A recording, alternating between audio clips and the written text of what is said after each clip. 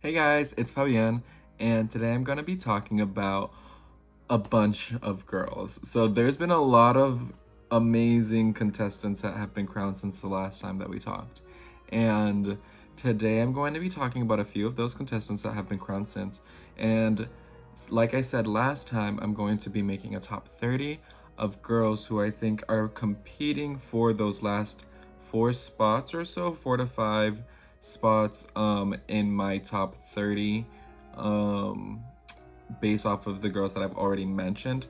However, after going through this investigation and looking through all of these amazing and talented girls, I have a lot of additions and changes to what I think could happen, I think.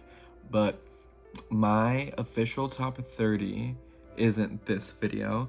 This video is going to be focused on the girls who are really like well-rounded and strong contenders to make it into a top 30. My first video was more about those girls who I think are strong contenders to win. The second video was those who are strong contenders to like make it into a top 12 or further. And this video is about girls who I think could also make it really far or even just make it in. And it's just, we have so many different things to consider, and we have so many amazing girls this year. So I want to take an opportunity to highlight as many of these girls as I possibly can.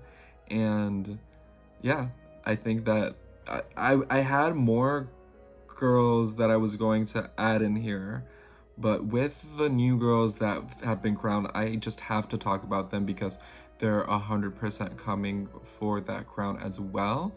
And I'm just excited to get into it. So let's go.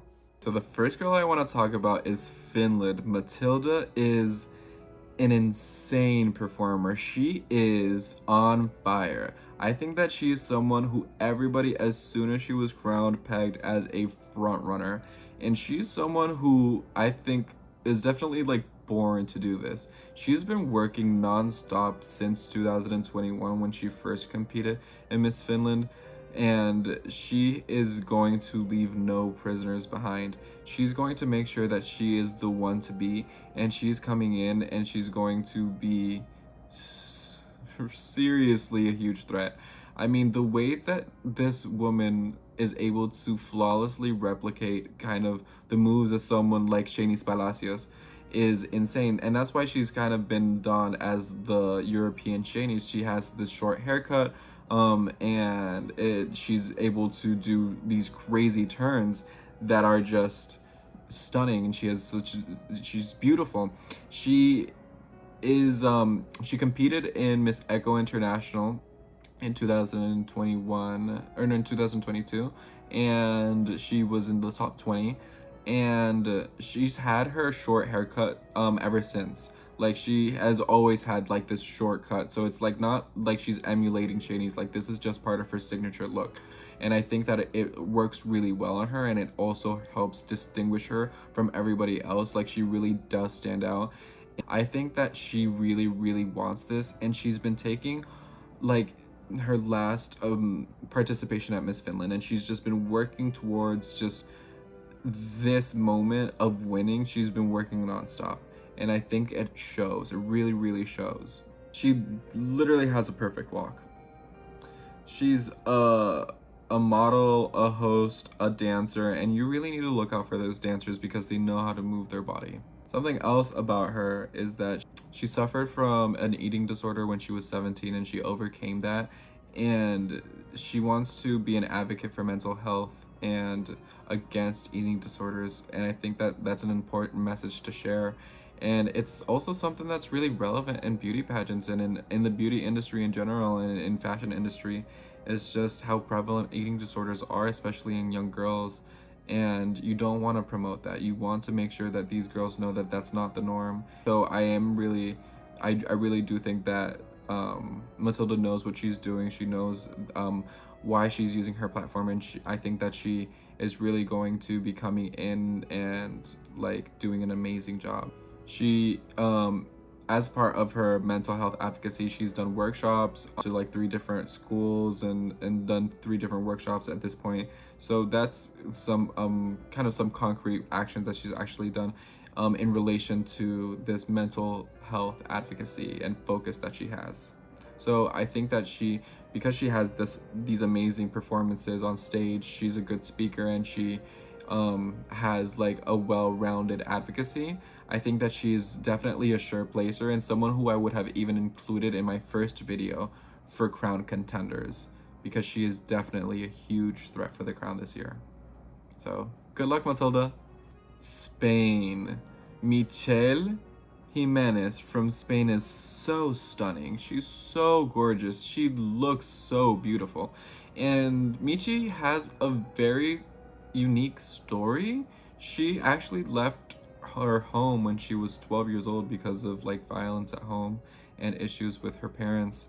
So she left, she just went to a shelter, and she lived in like 4 different homes or 3 different homes like until she was 18. Like she never like went back until like she was an adult and she was ready to like make amends. And you know, she has been working on that with her parents. It's not, you know, not everything is resolved, but that is something that it's she expressed that it was important for her to make that decision, and that she wants to encourage people that if they're in toxic situations to take themselves out of those situations because it isn't productive for your health, or your mental health is important. So I do think that's kind of a very particular story, and I'm sure that it might be a story that other people might relate to and haven't seen represented before. So I do think that's something really unique about Michelle.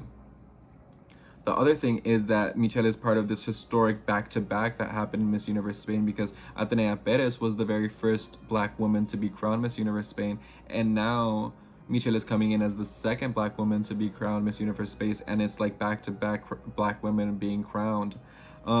Michelle is Dominican and Ecuatoriana. That means that like one of her parents is from the Dominican Republic, her mom's Dominican and her dad's Ecuadorian, and she was born in Spain. She competed at Miss Universe Catalunya and was first runner-up, and then she went on to compete at Miss Universe Spain representing Baleares and won. And her performance at Miss Universe Spain was really stunning. When I was watching Miss Universe Spain, I was like, she's going to win. She's my pick to win. And she won.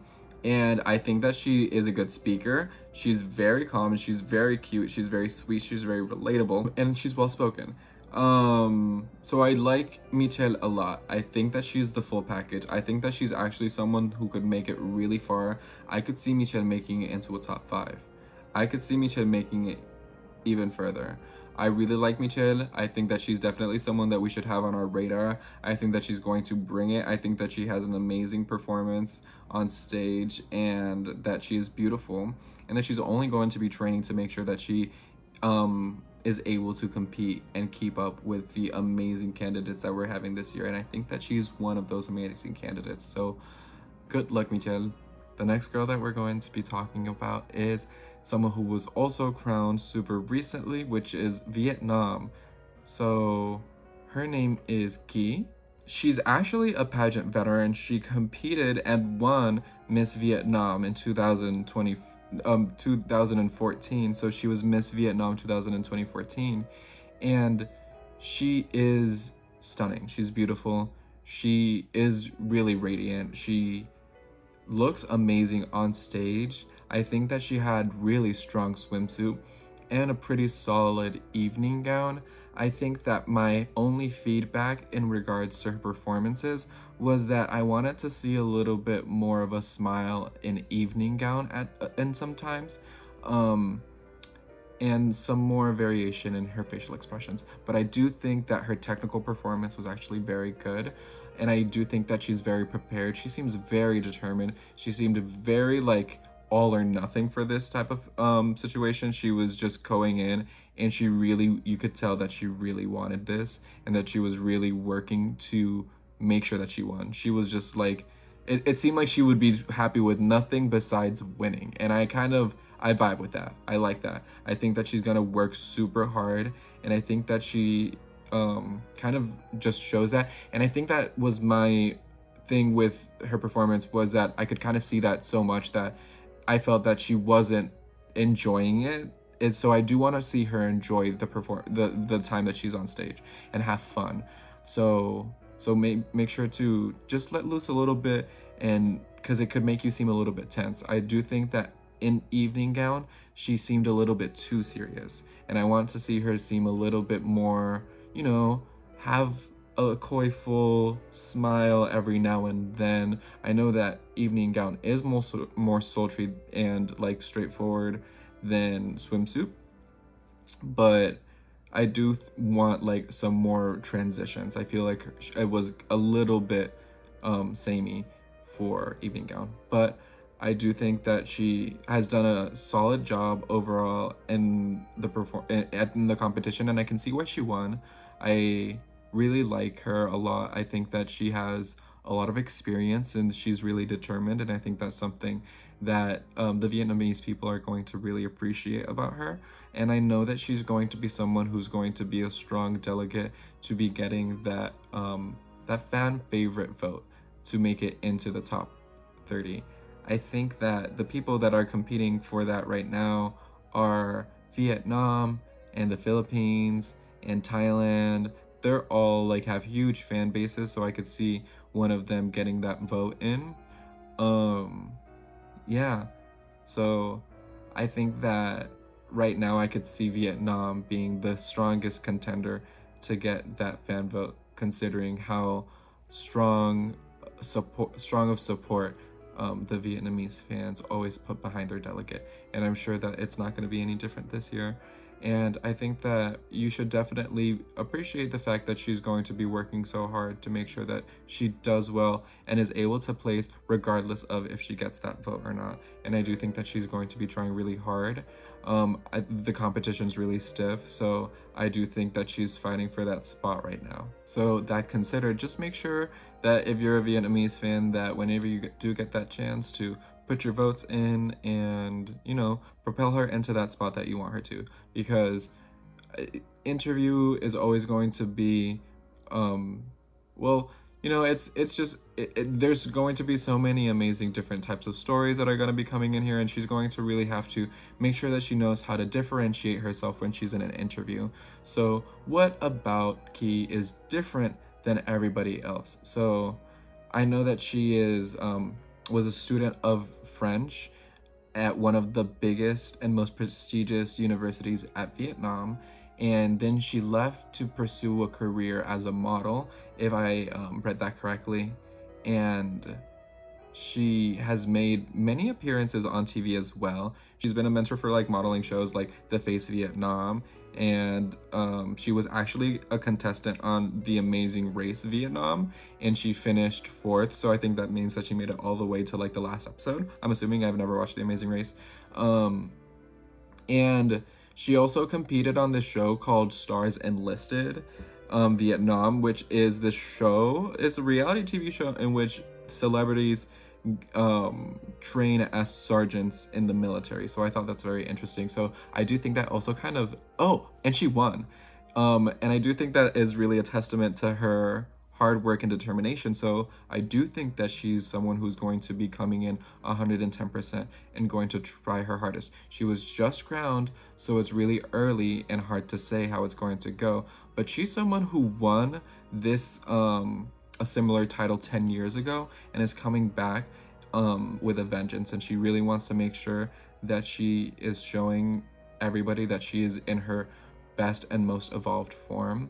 And I think that's commendable, and I think that she's coming in really strong. So definitely watch out for Vietnam, and good luck, Key. Okay, so someone that I'm super excited for is Heilani from Samoa. Heilani is someone who competed in Miss Global 2023, and she was actually the first runner-up. And I watched Miss Global because Puerto Rico won, and I genuinely, actually was really rooting for Samoa as well. I was happy with whatever the outcome was because I was just like, she is an amazing contestant. She had an amazing evening gown performance. I loved her evening gown performance. Heilani just has like a very unique look. She always has this flower on. It's always like a different flower, and it's always very just harkening back to her culture, and she's just very proud of her identity. Heilani is Sri Lankan and Samoan, and she has kind of struggled with feeling like she's Samoan enough and that she fits in one place, or that she doesn't feel like she is like this. She has a sort of imposter syndrome, and she's kind of gone through this journey of accepting herself and being proud enough of just being a mixture of both of her parents and both of her cultures. And I think that's beautiful. I think that Heilani is someone who is a great speaker, who has kind of become super beloved by Samoans. She was Miss Samoa 2022. She went on to compete at Miss Global and became Miss Vice Global. And now she's Miss Universe Samoa 2024. So she's had this amazing trajectory. She's been a public figure in Samoa for this long, and she has an amazing stage presence. She can speak well. So I think that Heilani is definitely someone to look out for. She also recently published a book about her Miss Samoa journey, and she published it in English and Samoan. So I think that's really cool, and I'm really excited for my copy to get here. So I am really looking forward to Heilani, and I'm really rooting for her. So good luck, Heilani. Somalia, Khadija Omar. So Khadija Omar from Somalia is someone who actually is a pageant veteran. She competed at Miss World 2021, and she was actually in the top 12. She's actually the first hijabi woman to ever compete at Miss World and also place at Miss World. So she's also going to come into Miss Universe becoming the first hijabi woman to ever compete at Miss Universe. She also competed at Miss Universe Canada this year, and she was one of the favorites. And Khadija actually made it into the top 5 and was third runner-up at Miss Universe Canada, losing to Ashley Callingbull. But I do think that Khadija is coming in as a strong candidate to make it far at Miss Universe. I do think that she has everything that it takes to make it into a top 30, and I kind of feel like if she had been appointed sooner, I could have included her in my second video about shirt placers, because I do think that she has everything that it takes. She's a beauty and a fashion influencer. She is a model. She's a social media marketing manager, and she has her own beauty line, so called K Amani Beauty. And I looked into it. I don't know if it's had a launch yet. It seems like it's been coming soon since like 2022. But the point is that Khadija is very focused on the beauty industry and opening avenues for hijabi women in beauty and in fashion. And I do think that that's definitely a space that needs to be opened up and broadened, which is just fashion and beauty for modest wear. And I do think that something really cool about Khadija is that she's going to be coming into the competition and doing her swimsuit in modest wear, doing her evening gown in modest wear, and representing hijabi women. And I think that's amazing. I think that's really awesome about Khadija. She's so Khadija's story is that she is a Somalian refugee. She was born in a refugee camp. She immigrated to Canada in 2010. Yeah. I think that Khadija is someone who's going to do really well in interview. She did so well at Miss World because she's a strong speaker and she has an inspiring story. I think that Khadija is going to really do well in terms of those aspects of competition: closed door interview, up close and personal, Q&A if she gets that far. And I think that she's also going to do well on stage. So I do think that that's the aspect that Khadija needs to focus on and work on the most, is making sure that she can stand out in all of those performances.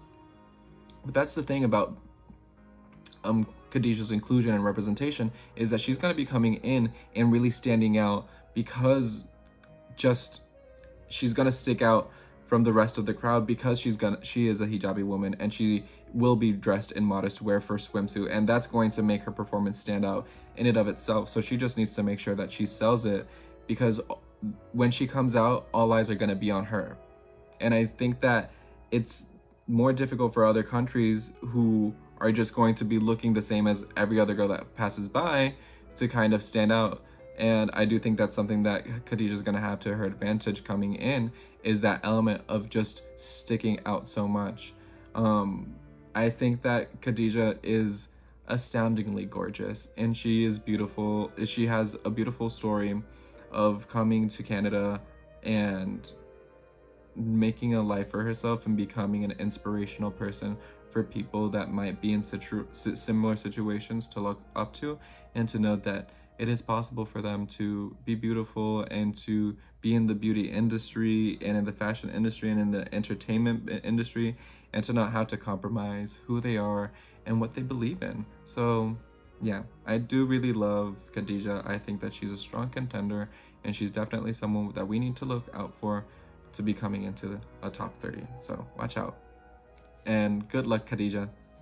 So I wanted to talk about this girl specifically also just because she's one of those people who I know is going to be an instant favorite amongst people who have been following her pageant journey just this year, because I'm talking about Slovak Republic, Petra Sikova, and she competed at Miss Supranational this year, and she actually made it into the top 25. She got into the top 25 by winning one of the fast track challenges, which was the supermodel of the year challenge, and she had to walk the runway and kind of outsell her garment more than everybody else, and she did that. And that's the thing about Petra, is that she is a really acclaimed model, and she is a runway model, she's a print model, she is just very versatile, she is absolutely stunning, and I think that's something that's definitely going to make her stand out. But I think that her biggest barrier into making it far further into this competition is going to be that speaking aspect. I think that Petra does, she understands and speaks English well, but if she wants to make sure that she represents herself the best way, she might want to just speak in her natural tongue and trust whoever is interpreting, and make sure you speak slowly, let your interpreter repeat back what you're saying, and take that time to your advantage, think and articulate what you want well, and know how to sell yourself in the best way possible. Petra actually has a lot of things going for her besides just being a beautiful model. She has her own jewelry business, and I think that's kind of what she's the most passionate about outside of her modeling career, is this jewelry business, that where she has been, she's an entrepreneur, she's a businesswoman, and she's running this business on her own, and it is successful, and the jewelry is beautiful. And I think that that's something that she could really focus on to help her stand out. I think Miss Supranational forces all of the contestants to have a social project that they need to submit as their from the ground up initiative. And Petra's from the ground up initiative was focused on animal shelters in Slovakia and advocating for animal rights and focusing on helping stray and rescue dogs.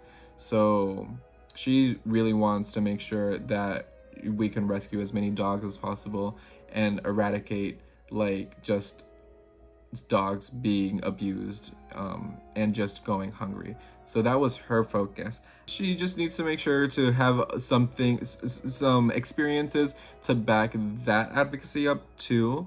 But also her jewelry brand is also a very strong thing to talk about. Being an entrepreneur and being a business owner is, something that can really make her stand out. There's a lot of business owner and a lot of entrepreneurs in this batch, honestly. So just make sure that you know how to really sell your business and sell how legit and how legit it is, actually, because I do feel like some girls are coming in here and saying that they're entrepreneurs and they have these brands when they're just getting started. And I understand that, you have to start somewhere, but when you're someone who is established and has been doing something, highlighting that is something that's going to make you stand out. So that's something that I want Petra to maybe focus on when she's coming in and talking about her advocacies and talking about in interviews and stuff like that.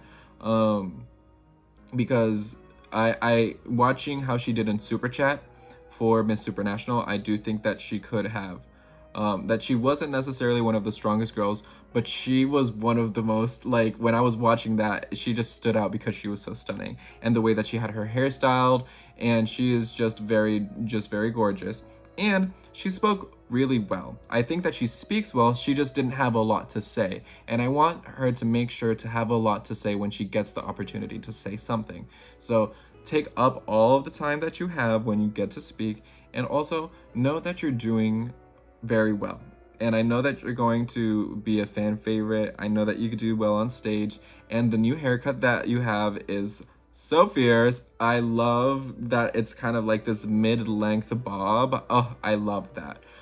So yeah, it's giving boss bitch, and continue being a boss bitch. And yeah, I really am excited for Petra, and I think that she could be a contender to make it into that top 30. She's going to be fighting for that top 30, but right now things are really tough. I know that she's going to have to put 110% if she wants to make it in. So good luck, Petra. Okay, so this girl that I'm going to talk about, actually, she was not appointed. She won her national contest, and it is El Salvador, Florence.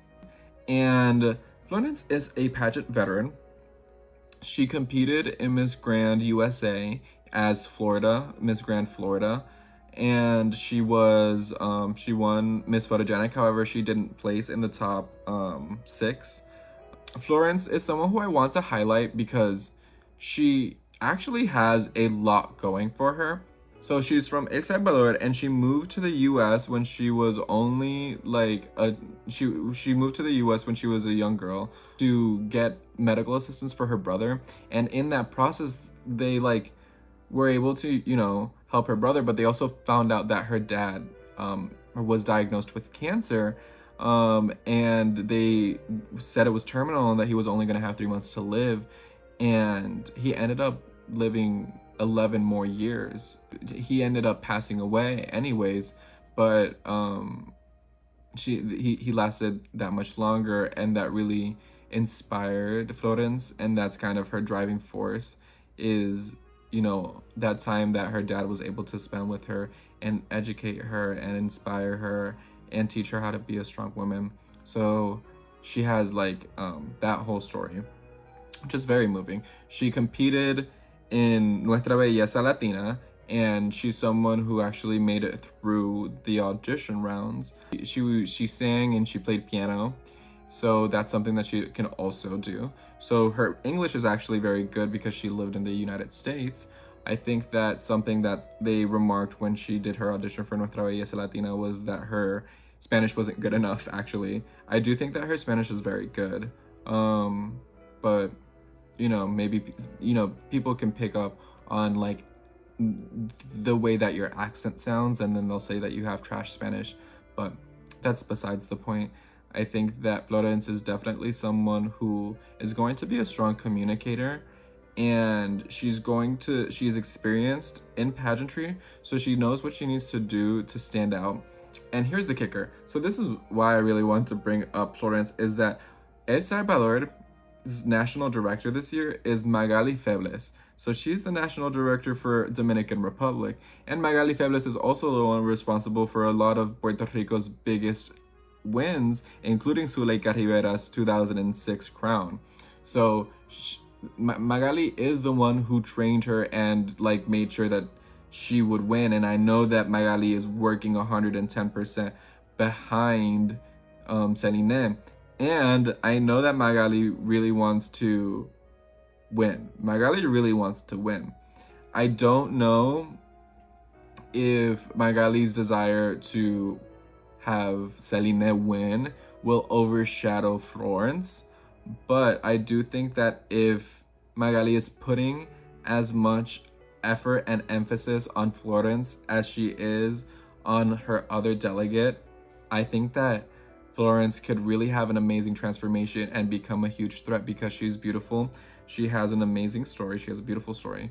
And she has her a bunch of different types of businesses. She's a pageant, she's a model coach. So she has this business called Posing with Flo. She has a business that sells chocolate covered strawberries and charcuterie.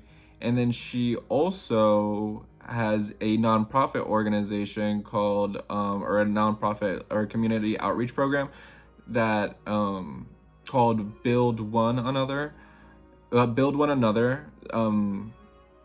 an acronym, so BOA, friendship. And they focus on delivering food for the homeless and kind of doing food drives and just providing free food for people in need. I'm assuming that she was going to have stellar preparation for her performance on stage. She is a pageant veteran. She's someone who has been working on her community outreach, and she's someone who is a businesswoman and also has a beautiful story. So it's seeming to me that El Salvador actually does have a really good candidate for Miss Universe this year. And I think that Magali is going to spare no expense to make sure that this girl shines. I know that people are really focused on some other heavy hitters, and it's easy to kind of miss out on some of these other really strong contenders, but I do think that El Salvador is someone who is coming strong this year, and she's going to do everything in her power to do well. And I do think that we might see a little bit of a transformation for Florence in terms of how she performed before at Miss Grand USA and how she's going to perform now. Let's not forget how kind of out of the blue USA or United States came in Miss Supranational this year, and she was prepared by Magali Febles. So I do think that, she was first runner-up, and nobody had her in their top fives. Some people maybe, but people weren't expecting USA to do that well at Miss Supranational this year. And she demolished, and she did a good job. And I do think that it was very well deserved. I don't think that it was like any type of like tramoya or anything. Like, I just think that the girl outshined other people that had bigger fan bases. And I think that's something that we could see. El Salvador is hungry to continue a streak. I don't know if they've ever maintained a streak before. I don't know how many placements El Salvador has, but I know that they're very proud of what Isabela Garcia Manso was able to accomplish. And the fact that they chose Florence, I think, is a good sign that they are aware of of how well-rounded of a delegate they need to make it far.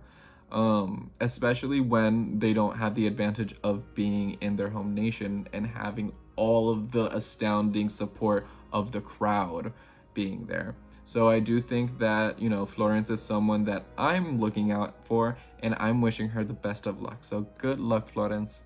So I think this is the last person that I'm gonna talk about that was recently crowned. So that means that if you're watching this and more people have been crowned than this person, just know that they were probably crowned after I finished my research and started doing my filming. I know that Brazil and Indonesia are getting crowned today, and Italy was crowned yesterday, but that was right when I was finishing, so I don't even know anything about her right now. So I'm gonna wait until my next video to maybe mention some of those new people that have been crowned. But this last person that has been appointed is Nicaragua. So that's really exciting that we have Nicaragua. Hazel Garcia. Hazel, it's Hazel, okay? So it's pronounced Hazel. Just wanted to get that out there. I know it's spelled a little weird, or different, but her name is Hazel. So Hazel Garcia is also a pageant veteran. She's someone who's competed at Miss Nicaragua before. She actually competed at Miss World Nicaragua in 2020, and she was first runner-up. So she competed at Reinado Internacional del Café in 2020 because of that. And she also competed at Miss Asia Pacific International, and she was top 5. So she is prepared on stage, she's a confident speaker, and she's a natural on camera. She is facially stunning, she's beautiful.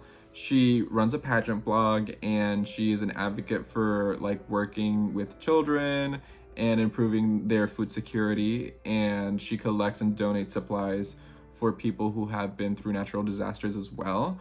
So I think that Hazel is someone who is doing her job in terms of doing outreach programs for her community and making sure that she's involved in her community, but she's also someone who we know has been around the block and know how to run, how to compete, and she's going to be making sure that she hones her performances. My only concern with Nicaragua at the moment is that I don't know, or I don't think anybody knows who the national director is right now. So Hazel was announced, but we don't know who is running the Miss Nicaragua page and who is actually training her. So I think that if she is going to be doing a lot of this on her own, she just needs to be prepared for all of those costs and to maybe hire a team to support her in terms of anything that she needs, because it's going to be a very difficult job to do on her own, and I'm sure that they're going to have a team behind her. But if she doesn't and she has to do it on her own, it's going to be very difficult, and it's going to only exacerbate her ability to make it into a top 30. So I do really want Nicaragua to come in and get a second placement. That would be amazing, and continue that streak. I know that they're the country that's competing for a back-to-back, but Nicaragua placing in Miss Universe is never something that's been consistent. So it is going to be a challenge, and it's going to be a country who I think might fall into that bad luck of not placing right after they win, which I'm sure is a huge sting for countries right after. And I know it's a huge sting. Like, I watched Miss Universe 2007 after Puerto Rico won in 2006, and I was devastated that we didn't place. I was so devastated, because you're coming off of that high of literally having your queen being Miss Universe and giving up her crown, and there's not even someone who had a chance to fight for that back-to-back on that final night. So I know that that's devastating. I want Nicaragua to place, and I think that they chose a really strong delegate to represent, considering the circumstances in which we don't really know what they're working with right now. We don't know what the circumstance is like in terms of if they're going to be competing in or preparing in Nicaragua. I'm assuming so. So because of that situation, I don't know who's going to be preparing her, and I don't think people know who's preparing her. She also competed at Miss Nicaragua in 2021, but she dropped out due to health issues. So that means that she was first runner-up in 2020, and then in 2021 she competed again, but then she dropped out. So she had a really good chance of winning, and I do think that kind of is a contributing factor as to why she is someone that they picked, is because she's someone who people wanted to see representing Nicaragua. So I think that she's going to make an excellent candidate. I think that she's going to be making an excellent representative of her country, and I know that she's going to be making everybody really proud. It's going to be really hard to follow up Shanice's performance, so I hope that she has a strong team behind her, and that she's able to stand out and know how to sell herself and put herself forward. I really wanted to mention Hazel, because she's someone who people are definitely going to be looking out for, just because she's competing for that back-to-back. And I really want that for the Nicaraguan people, is to be able to kind of extend that joy that was brought to them by Shanice. And I know that Shanice is someone who's going to continue to inspire them forever, and she's going to be the pride of Nicaragua forever. But there's room for more pride, there's room for more support, and there's room for Hazel to do well and kind of dominate the competition. So I'm excited for Hazel, and I am wishing you all of the best luck. Good luck, Hazel. So, that has been about 8 girls that we've talked about. They've all been they've all been crowned recently. Someone else that I want to talk about, the person that I'm going to talk about next, is one of those people who I think is a super strong contender this year. She's someone who people have been asking me about and have been trying to be like, hey, like, pay attention to her. And trust me, I have been paying attention to her. I'm excited to talk about and it is Serbia, Ivana Trizic from Serbia. So Serbia, she is someone who is a pageant veteran. She competed at Miss World in 2018. She unfortunately went unplaced, but she's someone who still seems and has always seemed to be very passionate about doing community service and improving her and giving back to the community. So she actually lives in Miami, and I think that she might have also lived in LA. She's someone who seems to just live in the United States for the moment, but she still has a heavy Serbian accent. I've heard her speak, and she obviously has good English because she lives in the United States, but you can tell that it's her second language. She is a Bachelor of Law, and she's also a TV host. She is a also entrepreneur, and she has her own business. She has this line of skincare products called Lab Butter, and this brand this is just a brand of body butters that she sells, and they seem to be very successful. They seem to smell amazing. Would love to try them. And she is also, in her free time, a volunteer at the Salvation Army, and she does a lot of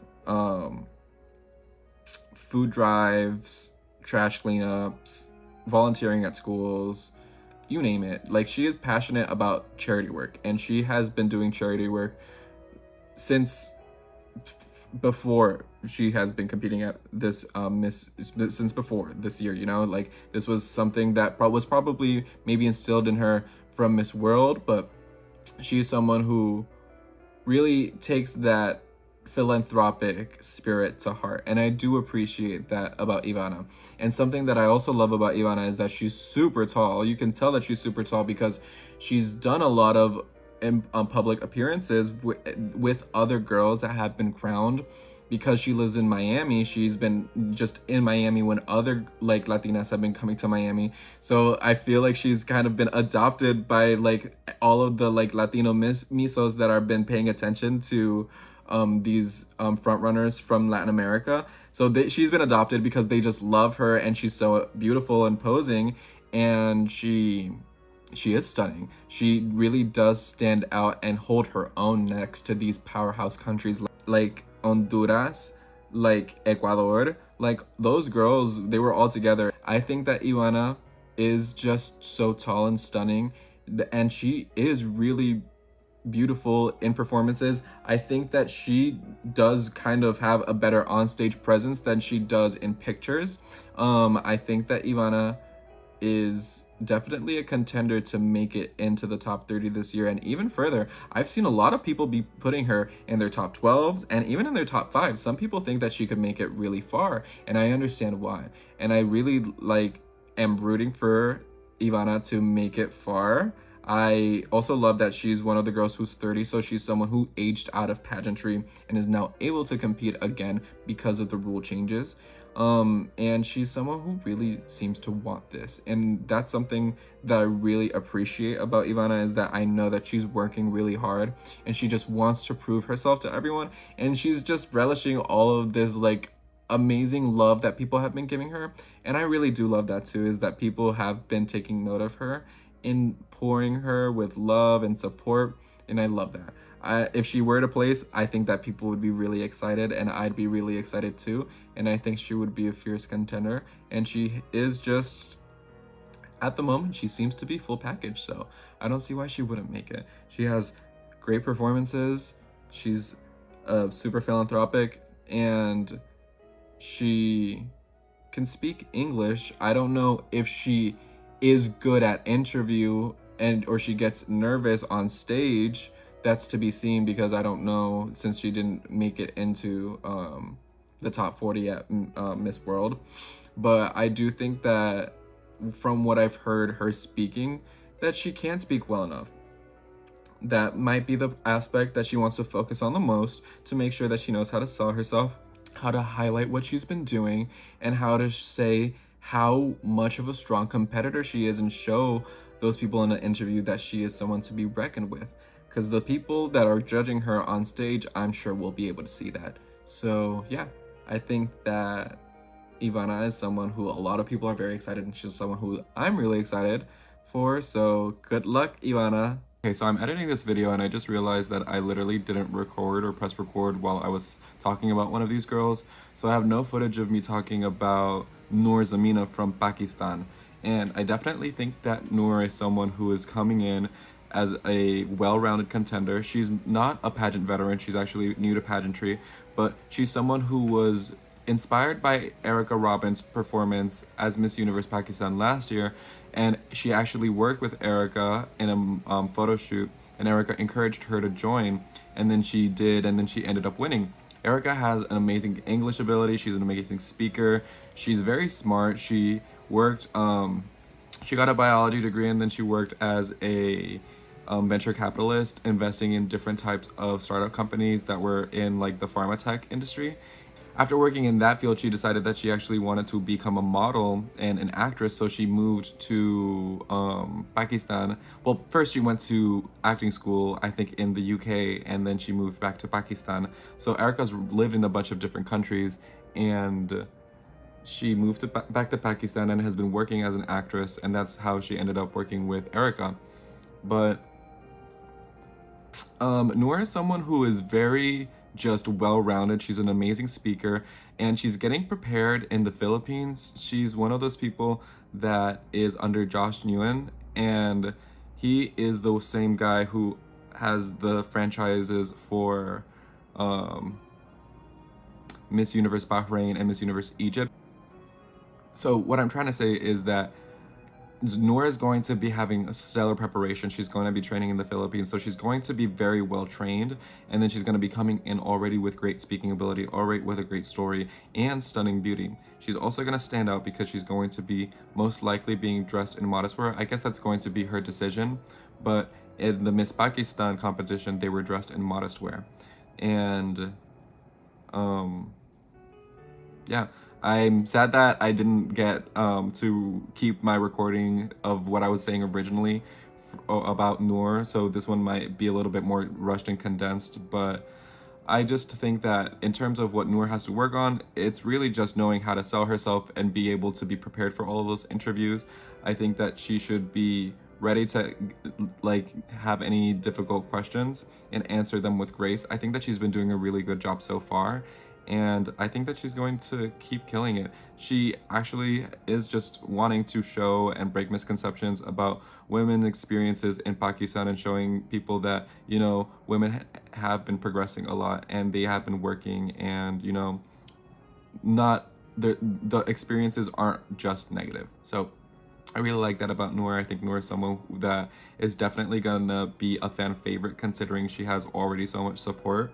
So yeah, really look out for Noor. Good luck, Noor.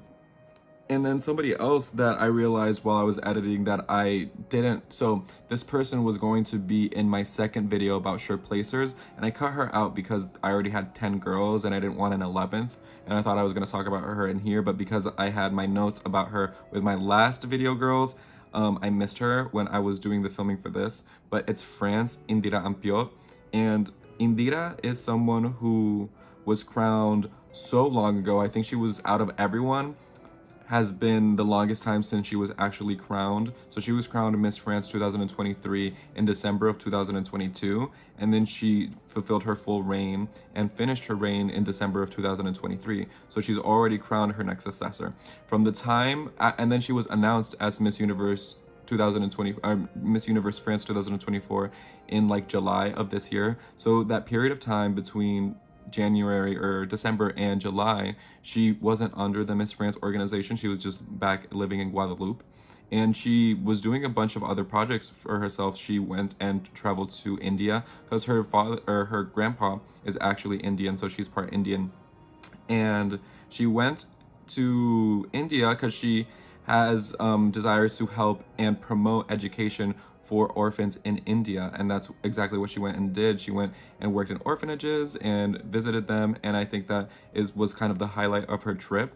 And then she came back and was announced the Miss Universe France. So ever since then, she's been preparing. So I do think she's in Paris now, and she's been getting ready for Miss Universe, and she's been training a lot on her fitness and on her exercise. And I know that she's been getting runway training too. She also is an advocate for cancer awareness and also kind of giving just encouraging women to feel confident after cancer or surviving cancer, or like if they have cancer. So I think that is also a very important advocacy. She's the ambassador for an organization that's focused on that in Guadeloupe. So I do think that Indira is also someone who just has had so much time since she was crowned, that she's been a public figure in France and in Guadeloupe. She has made so many public appearances. She is just her evening gown and like performances on stage are really stunning and sultry, and she's beautiful. She's one of the younger contestants that we have. She's 20, and I think that Indira is definitely going to be coming in, and she's going to be someone that we definitely have to look out for. I almost put her in my sure placers, but my only worry is that you know, that she just gets outshone by some of these other people. But Indira has everything that it takes to not just make it into a top 30. She could make it into a top 12. She could make it into a top 5. She could even win. Indira is someone who is just absolutely stunning. And I think that people have been sleeping on her because France is, or I guess just the way that she's been managing her socials hasn't been like she's really putting herself out in the forefront and making sure that you're always paying attention to her. She's a little bit more low-key, and she's just taking her preparation super seriously. So she hasn't really been in your face about it. And I think that's fine. I think that that's just part of her technique, and also just the fact that she's so focused on making sure that she has all of the right training to get far. I know that she's going to speak well, and I just need to make sure, or my advice to her is to just make sure to be able to sell yourself and to get through that closed door interview, and just know what you need to do to stand out, what you need to highlight to stand out, to make sure that your up close and personal and your interviews are highlights. So yeah, I think that Indira is definitely someone that we should be looking out for, someone who could definitely make it really far. And unfortunately, someone who I just didn't record the first time because I wasn't planning on having her in this video. I was planning on having her in the last video. But yeah, Indira is definitely someone who I am excited to see at Miss Universe, and I know she has a lot of fans. So good luck, Indira. So the next girl that I want to talk about is also a pageant veteran, and her name is Nidina from Uzbekistan. She is a pageant veteran. She competed at Miss Intercontinental in 2019, and she also competed at Miss International in 2022. And she didn't place, but she won the best national costume in Miss International. She is someone who is absolutely stunning. She's actually gone through a physical transformation since her last competition in 2022, losing a lot of weight in the process, and she just looks beautiful. She is just visually stunning. She looks so much like a queen, and she's also so nice. Like, she's very sweet. She always likes every single post that I've ever reposted of hers on Instagram. She's liked every single one of them. Like, she's just such a sweetheart. And like, she's not the only one. A lot of these people are just very sweet and engaging with their audience. But that's something that I just wanted to highlight about Nijina, is that she's just seems very sweet and genuine, and just very excited to be in this position. My difficulty with her is that I don't speak the language and I haven't been really able to get a lot of good translations, but she's been doing a lot of interviews and I want to be able to know what she's talking about. So if people know more about her than I do, please tell me. I want to know more. I think that she has been working and she's doing everything that she needs to. And I think that she knows that she needs to highlight and sell herself in the best way possible. So I do think that she's someone that we need to look out for, because she's a potential threat, because she's done this before. She's been in pageants. She is an actress, a model, a TV personality. Like, she's like, used to being in camera, being on stage, being around people, and being in high tense and high pressure situations. So I do think that Nijina here in her highest form is someone that we could see doing a good job. She is just she also has a specialized secondary education, so I'm assuming that's kind of going to college or getting a degree in computer engineering, so that's really cool. And even though I haven't been able to understand the interviews that she's done, she does seem like she's a confident speaker, and she does seem like she knows what she's doing. So I am saying that she's someone who's fighting for one of those spots in the top 30. I want to see how well she does in swimsuit, and more of what her advocacies and her passions are, because I know that she has to have some. I know that she's probably talked about them. I just probably don't know because I can't read. But I think that she's someone who a lot of people have their eye on as one of the really strong contenders from Central Asia. And I think that Central Asia has really strong contenders this year. I think all of the Central Asian girls are really astounding. And I think that Nijina is someone who I wanted to mention because she is super experienced when it comes to pageants, and she is super stunning. And I'm very excited for her, and I just wish her all of the best of luck. So good luck, Nijina. The next person that I want to talk about is someone who I have been obsessed with personally since she was crowned. And she actually kind of had a bit of a controversial crowning, and it is Paraguay, Naomi Mendez. Naomi is someone who, like I said, I have been super excited for since she was crowned. And I've also just wanted to have a chance to kind of come to bat for her and like just say how like much of a strong contender she is, and how I feel like people have been sleeping on her. Naomi got a lot of hatred from people within Paraguay when she was crowned because she previously represented Argentina in a different pageant. So she was Miss Eco Argentina in 2016, and she competed at Miss Eco, and she actually placed in the top 10. So people are mad because she decided to represent a different country beforehand, so they're assuming that she has more of an affinity towards Argentina over Paraguay. Naomi is Argentinian and Paraguayan. That means that she is both, and she can represent both and feel as Paraguayan as she does Argentinian. And I think that's something that has kind of made it harder for her to kind of win over the Paraguayan people, at least in the beginning, was that she also lives in Dubai and she has been working in Dubai for a very long time. But I think that that also doesn't matter. I mean, if Miss Universe doesn't care if the only association you have to your country is that your parents are from there, then I mean, Naomi has more of an association to her country than some other girls that are competing this year.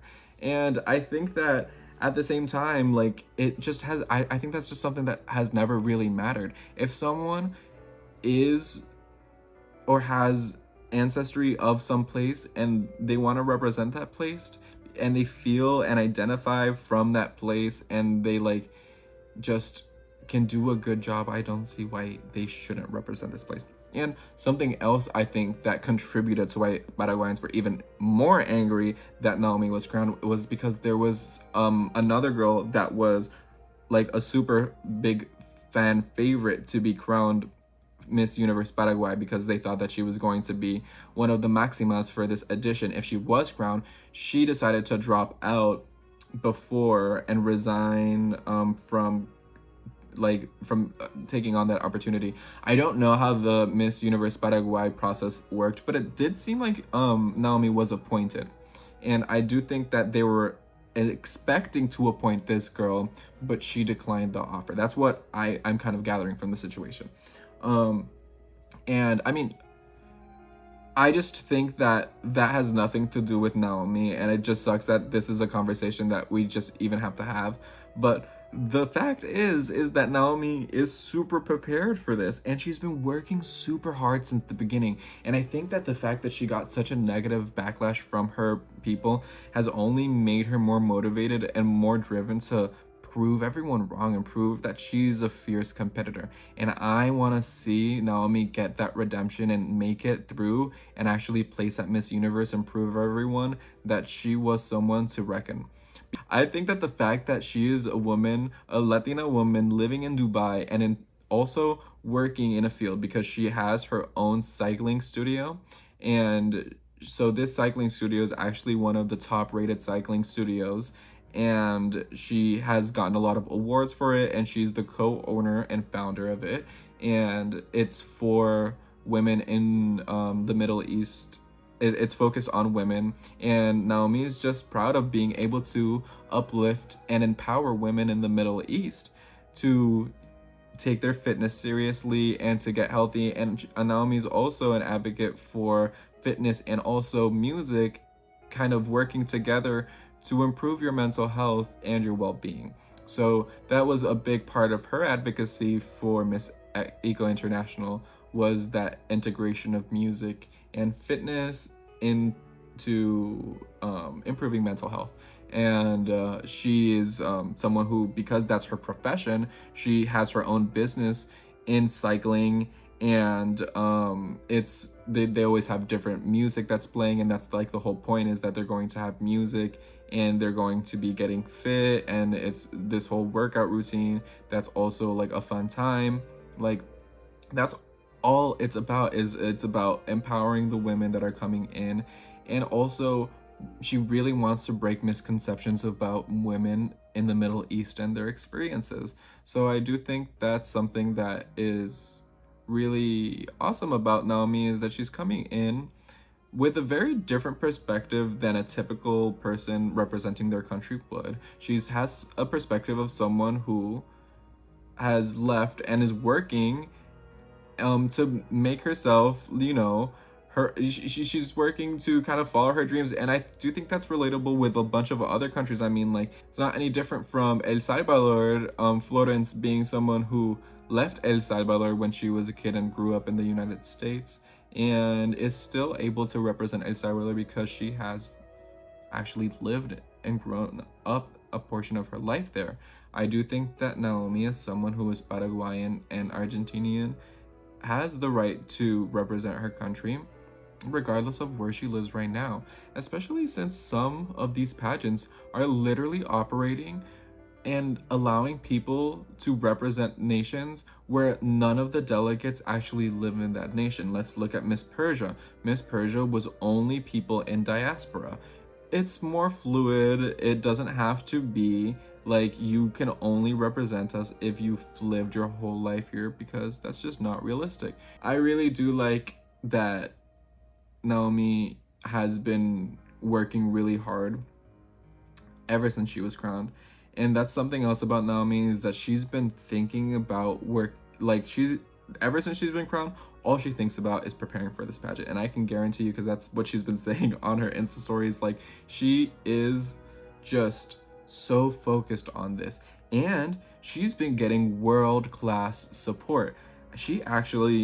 Her pageant coach was Luciera, and she had Luciera in Dubai training her on performance, on interview, on all aspects of competition. And if you don't know who Luciera is, was the pageant coach for Miss Universe. Like, when the girls traveled to whatever country Miss Universe was at and they were getting ready, Luciera was the person that was getting them ready. So Luciera is not someone who is like, Luciera is a huge deal.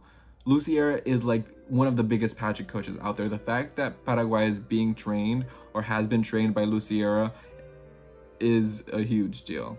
So I think that she knows how to get I think that she's going to be able to dominate closed door interviews. Remember that because she lives in the UAE, she has to use English as her main language of communication, and that means that she actually like dominates English very well.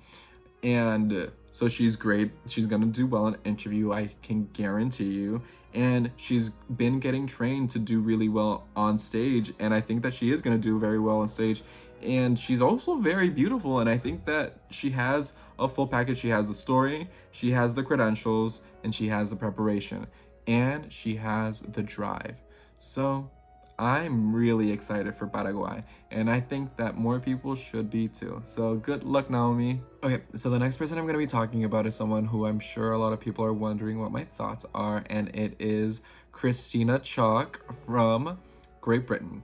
And I know a lot of people love Christina. I love Christina too. I really do love Christina. She's so charming. She's so likable. She's just also just relatable. I think that Christina's someone who just feels like someone you know. Someone like, she feels like the school teacher of the group. I love that about Christina, that she is just herself. She's a little bit goofy actually, and I think that is really charming. I think that she's not afraid of just being herself, and that's really important. And that's kind of what makes her so relatable. I think that Christina has kind of amassed such a big following for herself because she's a pageant veteran, and she competed at Miss Universe Great Britain a bunch of times, like over 5 times I think, and she was even first runner-up twice. And she just competed until she aged out, and now she is coming in back into pageantry. She's 31. Because of the rule change, she's allowed to compete again. So she went in and competed for Miss Universe Philippines earlier this year, and she actually did well and made it into the top 20. Because of that, Christina has kind of brought in this huge fan base that kind of got to know her through Miss Universe Philippines. So she has a lot of support. And she is also one of those people who's one of the best speakers. She is really good at communicating. She's very natural. She likes to sing. She likes to play guitar. She is just very down-to-earth girl. She's the first Filipina woman to win Miss Universe Great Britain, and she's also the first Scottish woman to win Miss Universe Great Britain. And you know, she has she's stunning, she's beautiful. She also is pretty good on her performances on stage. She could maybe hone her on stage more, but I also think that the feedback that I want to give Christina, and I'm going to be a little bit critical because I want Christina to do well, is that I want Christina to kind of really hone in and find what makes her stand out. Because you know, I have said for all of these queens, like I'm going through and I'm talking about all of their stories. Christina's story of resilience, of coming in and fighting for that crown and trying so hard and being so resilient, and like, you know, coming back and being able to accomplish her dreams, like it is a very inspiring story. But we're seeing this we're seeing this kind of become a trend across these girls who are older, these older girls that are coming here to compete, because so many of them are pageant veterans who weren't able to become the Miss Universe representative for their country when they were competing, and are coming in and fulfilling their dream after the fact, with this rule change. Like, Christina does kind of have that same story as other people, and I kind of want to know, like, Christina needs to have clear ways to differentiate herself and also propel herself forward and sell herself beyond that story of just being a pageant veteran who was able to come back after she had aged out and win, because there's going to be a lot of girls who do have that same story. And I want to know what it is about Christina that makes her stand out and kind of, you know, propel her to being one of the front runners, because I do think that she has a really strong fan base right now, and I think that's going to only help propel her further. And I think that she needs to focus on telling everybody and using her platform more about who she is, what she's been working on, and what she's passionate about, because I do think that Christina has everything that it takes to make it into the top 30, and she has the fans that want to see it. So I really want to see it as well. I think that Christina's actually very deserving of making it really far in this competition. I just want her to maybe show us more of why she deserves to be going into this top 30. I think that she has probably been really focusing on her preparation, and she is working really hard. I know that Christine is working really hard, and I know that she's going to show out, and she is going to kind of surprise people. But I know that the competition's really stiff, and there's really going to be very little areas to not excel in if you want to make sure to make it in. So make sure that you're the best performer on stage, make sure that you're telling the best stories and selling the best version of yourself, because I know that you're just amazing. So good luck, Christina. So the next girl that I want to talk about is someone who I personally really love and I would love to see make it into a top 40, and that is Malta Beatrice.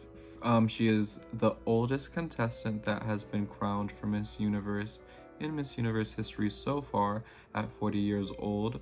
She was crowned at 39 and she turned 40 a couple of weeks ago, I guess. And yeah, she's actually really just so beautiful and stunning, and she actually has that it factor. When I saw her preliminary performance, I kind of knew that the crown should go to her. So she was my pick to win Miss Universe Malta, and she did a really good job on that final night. I think that she had a great performance in swimsuit, but her evening gown performance was actually the highlight for me. I think that her evening gown performance was stunning, and it really did just elevate and just show how beautiful she was. Like, that gown and that performance just enhanced and just gave us a moment. It was everything. And I think that she had a really touching moment when she answered her Q&A and talked about her experiences with domestic abuse and how that contributed to her mental health and even caused her to be suicidal and to commit self-harm. Um, I think that Beatrice talking about that and then explaining that the way that she was able to overcome that was seeing her purpose and her strength in her children and wanting to do everything for her children, because she's a mother of 3. I think that Beatrice had a really beautiful just whole journey on Miss Universe Malta, and it was just one of my favorite just pageant journeys that I've seen this year. And just seeing Beatrice crowned has just been such a joy. I think that she's just like, she's just, you can tell that she's just living it up, and she's also so kind. She's so sweet. She responds to reposts and she thanks people on Instagram, and she's just so sweet about it too. She's just said nice things to me, and I think that's just something that I always just take with me, is those girls who take it out of their day to respond back to the fans and let them know that they do appreciate it. And that's something that I really do like about Beatrice, is that she has taken the time to do that, and she's not the only one. And I've mentioned some before, but I just like that about Beatrice. And I think that Beatrice does have a lot of things that she needs to work on if she does want to make it in, but I know that she's working super hard. And the way that this woman is just so fit and so beautiful, it's just amazing. I think that if you see any of her workout videos, like, she is going hard and she's trying her best to make sure that she is as prepared to demolish on stage, but she does need to make sure to train in terms of her performance, the fluidity, facial expressions, facial transitions, turns, all of that, knee extension, and making sure that you like really like land those like that land those strides when you're walking. She is really going to have to make sure that her performance is to the level of these other girls that are going to be really going hard. So make sure that her energy is up to par. And I know that that's going to be really difficult because this is going to be an extremely exhausting, like, just days of being at the concentration. It's going to be really difficult, but just keep pushing. This is once in a lifetime, and I know that you can do it. But in addition to that, I think that for evening gown, you have beautiful evening gown performance. You're solid, you're good. Make sure that you have a gown that does amplify your beauty, just like your evening gown for Miss Universe Malta, something that has that show-stopping moment, but also is beautiful without that show-stopping moment. And the thing that I think that you also need to make sure to hammer in is that your story for Q&A was beautiful, but the delivery could have been better. You need to make sure to train in terms of your speech ability and not having any types of and kind of making sure you know how to edit and omit and know what to say and when to say it. You know, there was this portion of her Q&A where she was saying like, oh, this part that I'm gonna say isn't necessarily like, I know that there's children in the audience and this is gonna be a heavy subject, and then you go on and you find the way to say it. You don't have to go through that deliberation while you're talking on your Q&A, but it does, the way that she does answer is very conversational and she's very secure. So I do think that is something that has come with also like just experience, and I do appreciate that about Beatrice, is that she comes in with this sort of security that I really do appreciate, and it's very queenly. So I do think that we definitely need to be watching out for Queen Bee, because she is coming with everything. She's going to be fighting really hard, and she's probably is working on that speech and on that runway and on just demolishing all aspects of the competition, because she has all of the factors to propel her forward. So I think that she could really be coming in and bringing Malta that one first placement they really, really want. And I know that they've been just working for forever, and you know, this could be the culmination of that. I know that Malta is not going to waste any expense. They want to make sure that they do well. So I'm looking forward to just how this is going to unfold. I'm so excited for Beatrice, and I'm so excited for her to go to Miss Universe, and I know that she's working hard, and I know it's going to be difficult, but it's going to be so worth it. And there's going to be so many people that are going to be so inspired and are just going to be so excited, and I'm so excited. So yes, good luck, Beatrice. The next person I want to talk about is actually someone I think is actually someone who I think has been getting a lot of the attention that she deserves, especially because she had such an iconic Q&A answer. The person who I'm talking about is Jamaica, Rachel Silvera. She is just the full package, and I think that is why people have taken note of her, is because her Q&A performance was so iconic and also funny, where they asked her like, what should women what do men like in women or something like that, and she was like saying like, we have better things to worry about than what men like in women, essentially. And just the way that she delivered it was perfect, and she has just great speaking ability. She has great performance on stage. She does a really good swimsuit performance, and she did a good evening gown performance. You know, I think that it's going to be a sense of making sure that they have the right styling and making sure that they dress Rachel to success and make sure that she is in outfits that are going to elongate her and make her look just fierce, because she is fierce. And I think that she just needs the right evening gown and the right hairstyle, and she's good. I think that she has the performance and the speaking down. So that's already like most of the game, honestly. She's a pharmacy student and entrepreneur. So she also is a pageant veteran in the sense that she competed in Miss Universe Jamaica in 2022, and she was actually the first runner-up. So she was coming into Miss Jamaica 2024 kind of as one of the front runners and one of the fan favorites, because, you know, she was clearly so experienced. I really do like Rachel. I think that she is very aware of what she needs to do in order to succeed, and I think that's really important.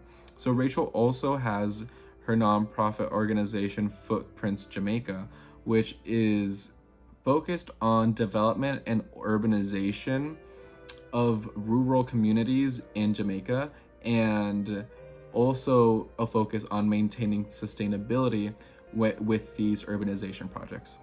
So this project that she's been working on is pretty strong. So she also has that philanthropic aspect of it about her, that the Miss Universe organization is allegedly going to be looking for this year.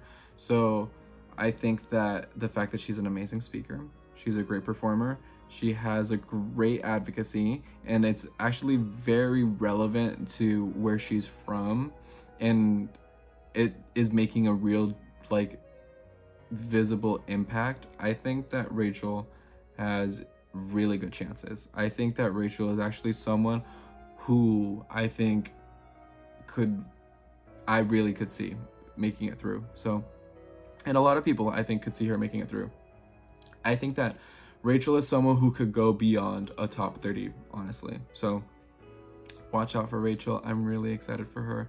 I honestly don't have that much to say because there isn't much to say. She speaks for herself. Like the performance speaks for itself. The full package speaks for itself. And you really do need to watch out for Rachel this year. She's coming. She wants to make sure that she keeps Jamaica on the map. So good luck, Rachel.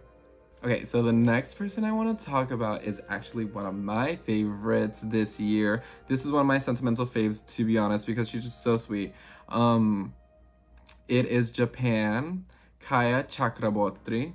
Kaya from Japan. She is just so sweet and kind. She always responds to messages on Instagram just of support. She just like sends just messages of gratitude, and I really do appreciate that. And she's just really cute and sweet. I think that she's very endearing. And she seems like she's very hardworking. She has a lot going for her. I think that her performances on stage at Miss Universe Japan were very good. I think that she is just an astounding speaker, actually. She is completely fluent in English, and so she is going to be doing really well in terms of interview. She is a EMT. She is a medical student. She wants to be a doctor. So she was inspired to be a doctor because of a medical scare that they had, where her mom had a heart attack when she was young, and she has always since then been focused on being able to know what to do in these situations and how to help. So that's why she's an EMT and a medical student and a future doctor. And she has a nonprofit organization called Happy Healthy Hugs.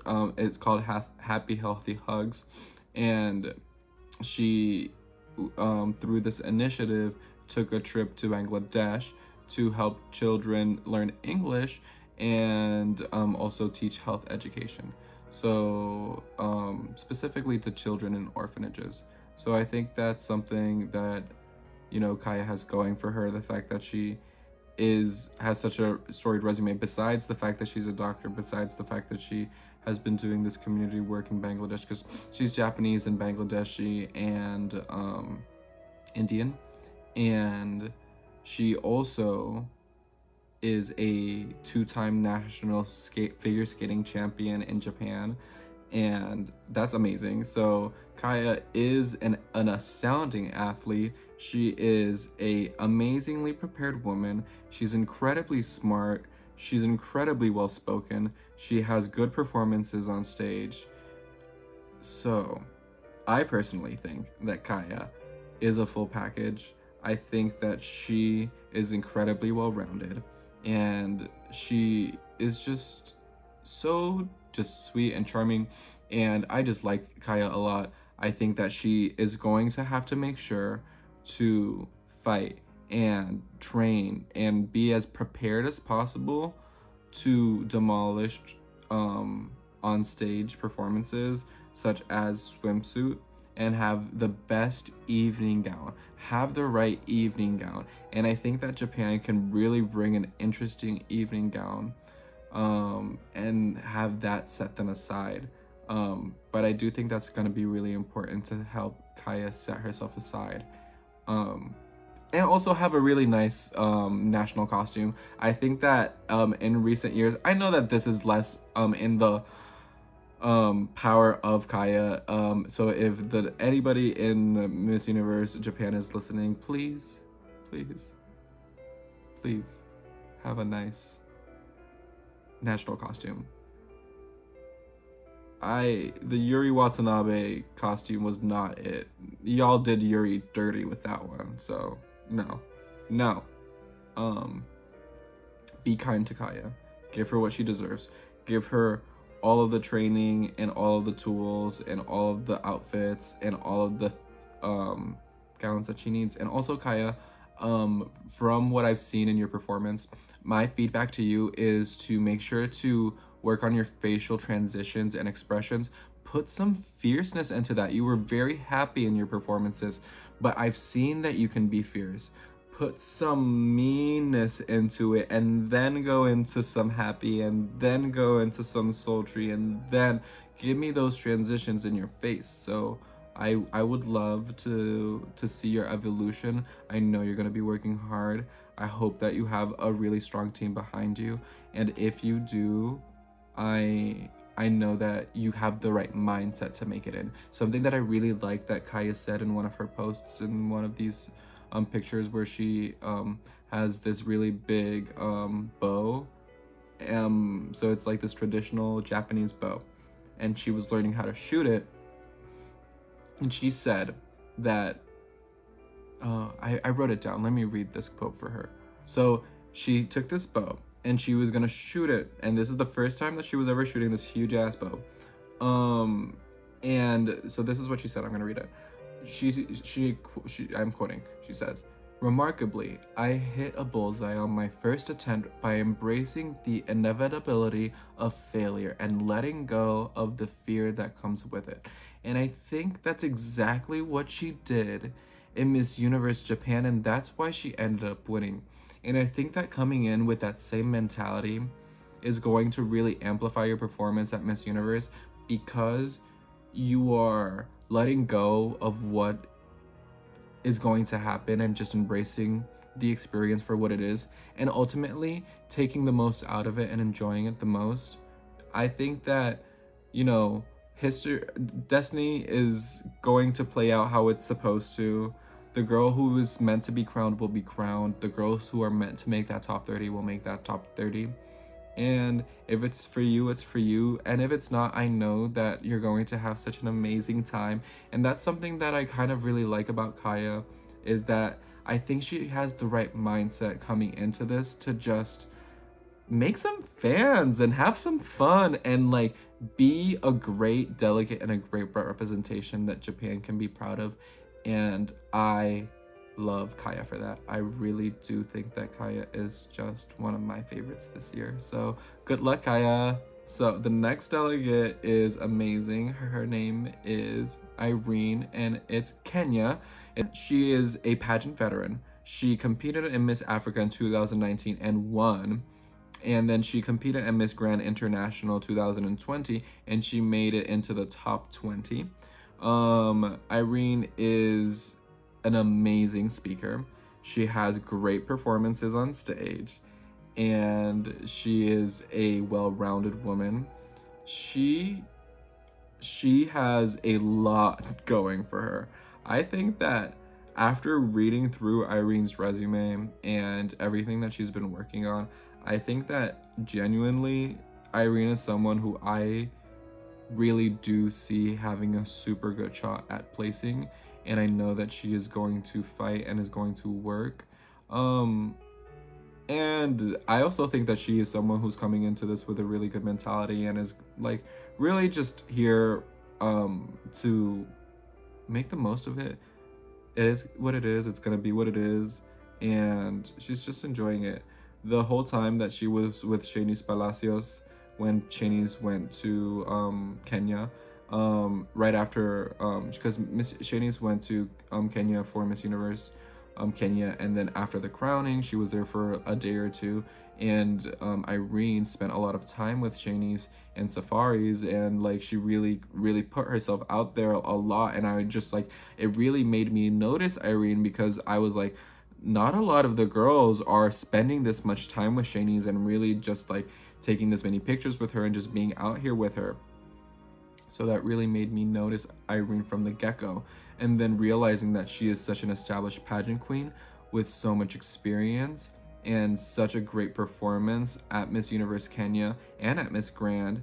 I think that Irene is really someone that we need to be looking out for. She's a software engineer, but she also has her own dance studio.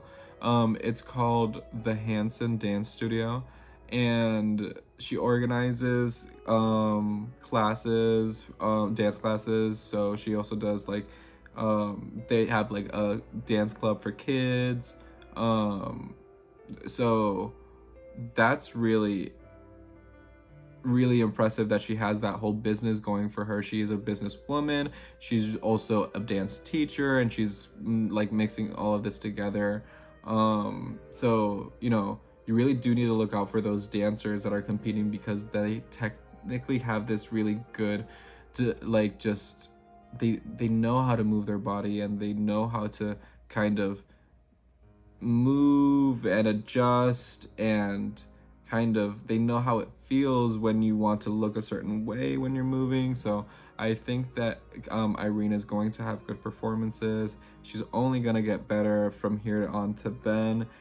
She's only going to get stronger, and that's why I think that she has a good shot. Besides that studio, she also has her advocacy project is this workbook that she has created that's more about trying to unlock the possibilities within you. I think it's like some type of self-help workbook that she has created and is offering as part of her advocacy. It's inspiring, as in like inspiring. So that's really, I like that play on her name. She has worked closely with marginalized communities in Kenya. She's worked with children with disabilities. She has this dancing studio. She's a dance teacher. She has this advocacy where she's trying to promote this self-help workbook that she's worked on. Like, she has all of these things going for her. Plus, she is a pageant veteran and she knows how to perform on stage. So I think that Kenya is someone who we can't sleep on. Definitely keep your eyes out for Irene. She probably doesn't really mind that people aren't like considering her, because she knows that she's going to come in and demolish. And I think that's something that I like about Irene, is that she's pretty unbothered by what anybody has to say to her, because she knows her worth and she's out here to kind of just do her best. And I think that her best is going to blow us out of the water. So I'm so excited for Irene. I'm so excited, and I hope that she really does shine at Miss Universe this year. So good luck, Irene. The next girl who I'm gonna mention is one of those smaller pageant countries that I don't know if they've placed recently. I don't know if they've had a lot of placements or if they've placed it all.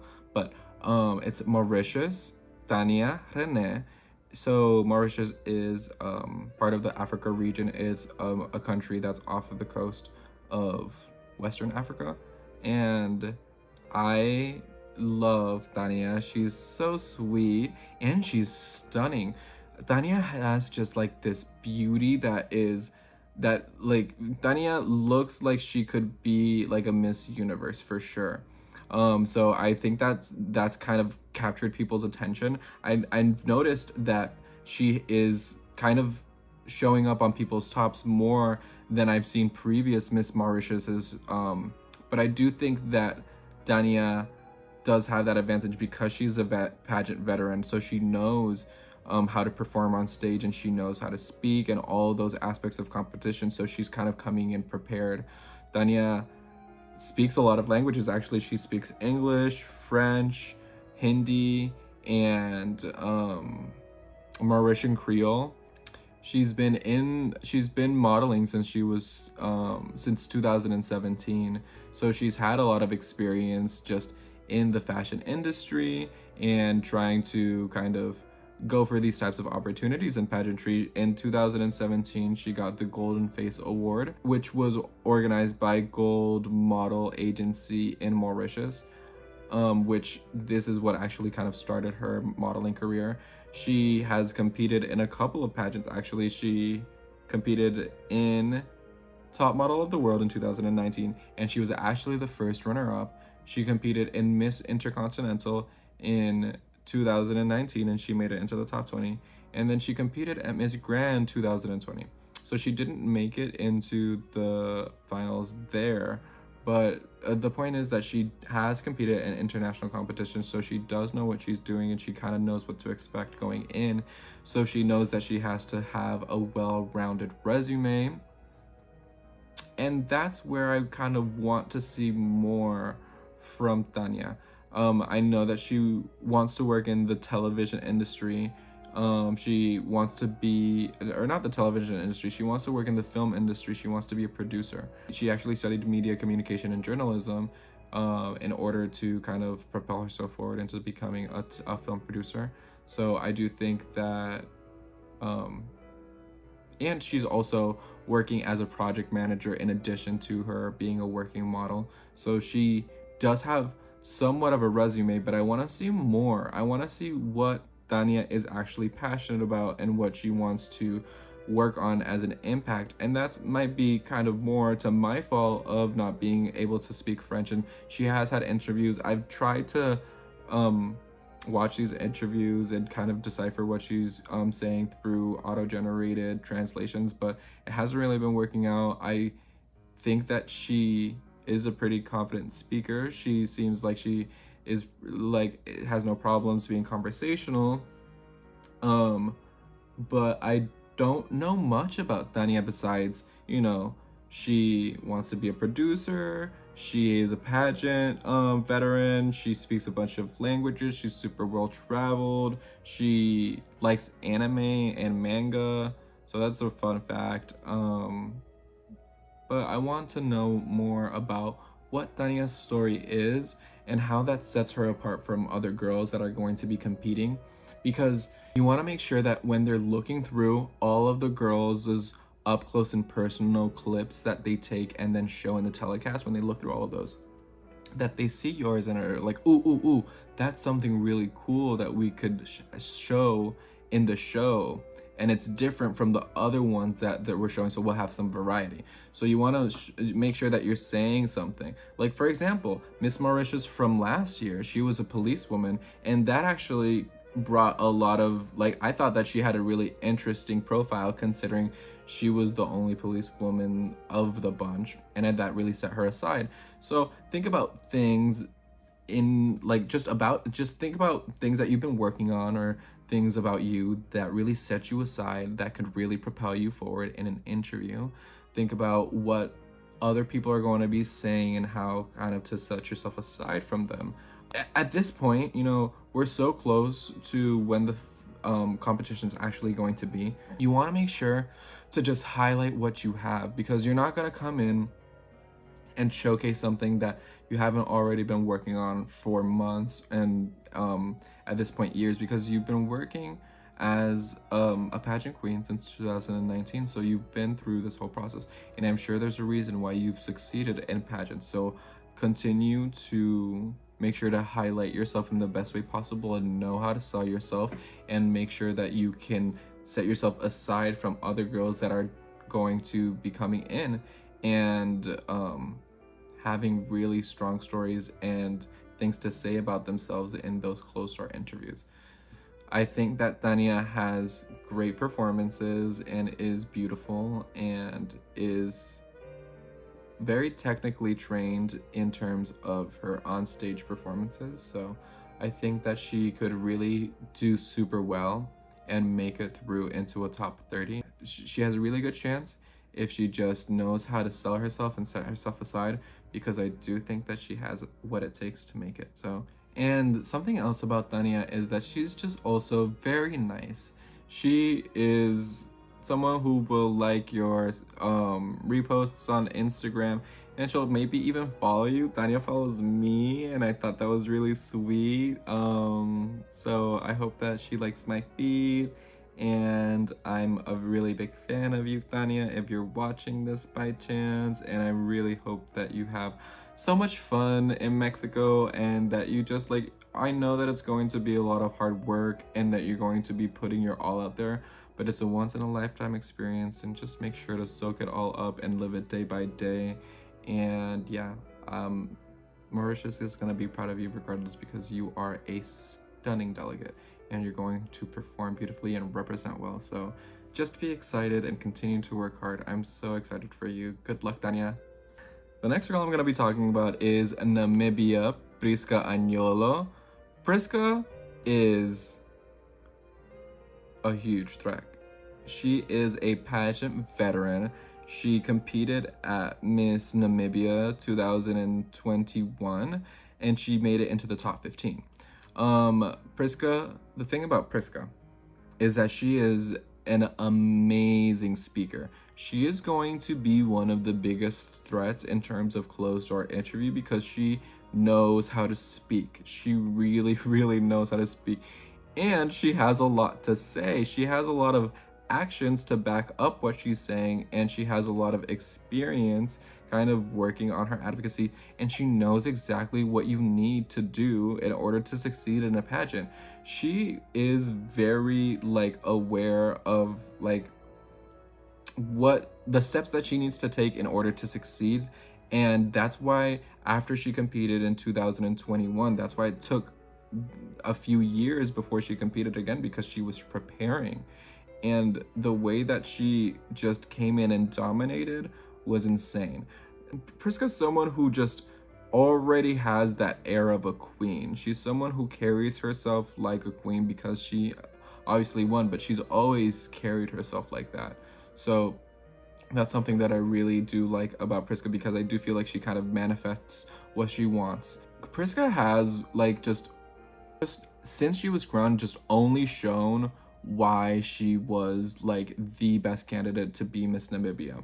She, like, I think within 9 days of being crowned, had already taken all of the steps and started her advocacy project and like what she said she was going to do. So Priska wanted to open a beauty salon, and within 4 days she had people digging, she had people building, she had that property set, she knew where it was going to be built, she had the things coming in, she had like Priska has already built a salon since she was crowned and is hiring people, and she's looking for, she said, and in the post she's looking for 2 hairstylists, 2 makeup artists, 1 nail tech. So she is coming in here, she's providing work for people in Namibia, in her community. It's so important to be promoting jobs in a country with such a high unemployment rate, which is something that Priska was highlighting.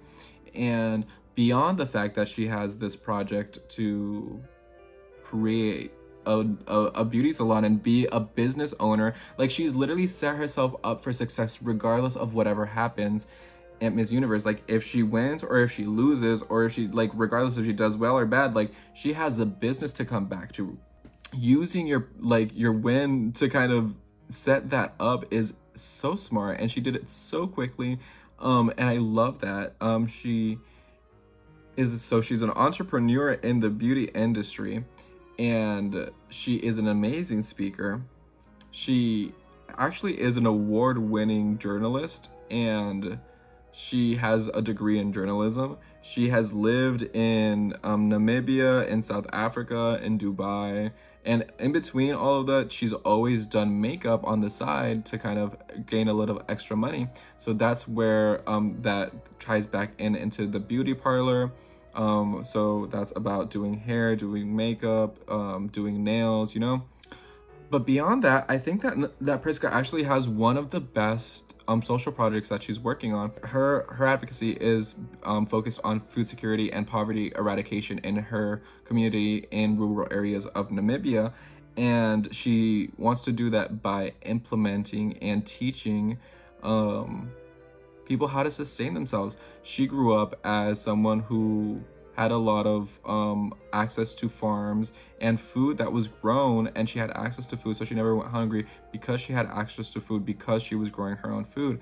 So she wants to teach Namibians how to grow, and how to grow sustainably, how to grow in ways that is going to be able to deal with the high amounts of droughts that occur in Namibia. So she's focused on soil-based hydroponics and aquaponics to create garden systems that will be able to sustain themselves even if there are droughts within the community. So she wants to make sure that she's teaching these hydroponic systems and how to maintain these hydroponic systems to people in her community, and creating gardens that are using these systems to improve food security and help people have access to food. And I think that's one of the best advocates that we're seeing. It's something that could end up winning Voice for Change, because she has a direct impact into making sure that these people are going to continue to have food and continue. She's making sure that the solutions that she's bringing aren't transient, but they're actual substantial, and they're going to be what's that word, permanent. Yeah, so I do think that Priska is kind of an insane threat. She has amazing advocacies. She's an amazing speaker. I think that the parts of competition that she's going to need to work on the hardest to stand out in is swimsuit and evening gown. Make sure, Priska, that you are training, and I'm sure she is training. I'm sure she has a team behind her. I'm sure they're working hard. But she needs to make sure that she stands out, because she doesn't have a huge following. Like, she does, I think, like, she doesn't have as much of hype behind her as I personally think that she merits. But I do know that she's going to be working hard regardless, and that she's going to be coming in, and that she's been working for this since she started her Miss Namibia journey.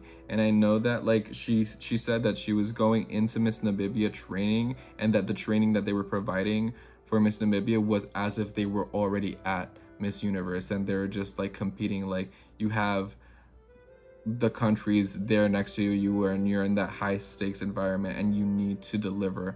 So I think that she's prepared, and I think that if Miss Universe was tomorrow, Namibia would sweep.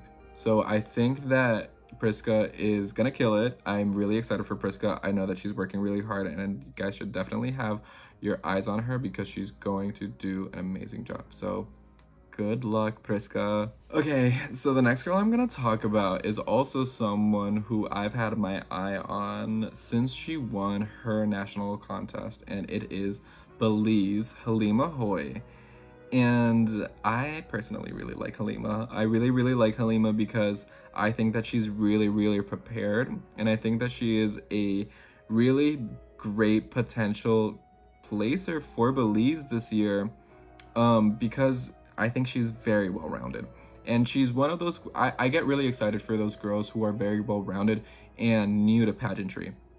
So Halima is a certified personal fitness trainer, and she is also a certified pre and postnatal fitness coach. So she's works with pregnant women before and after pregnancies.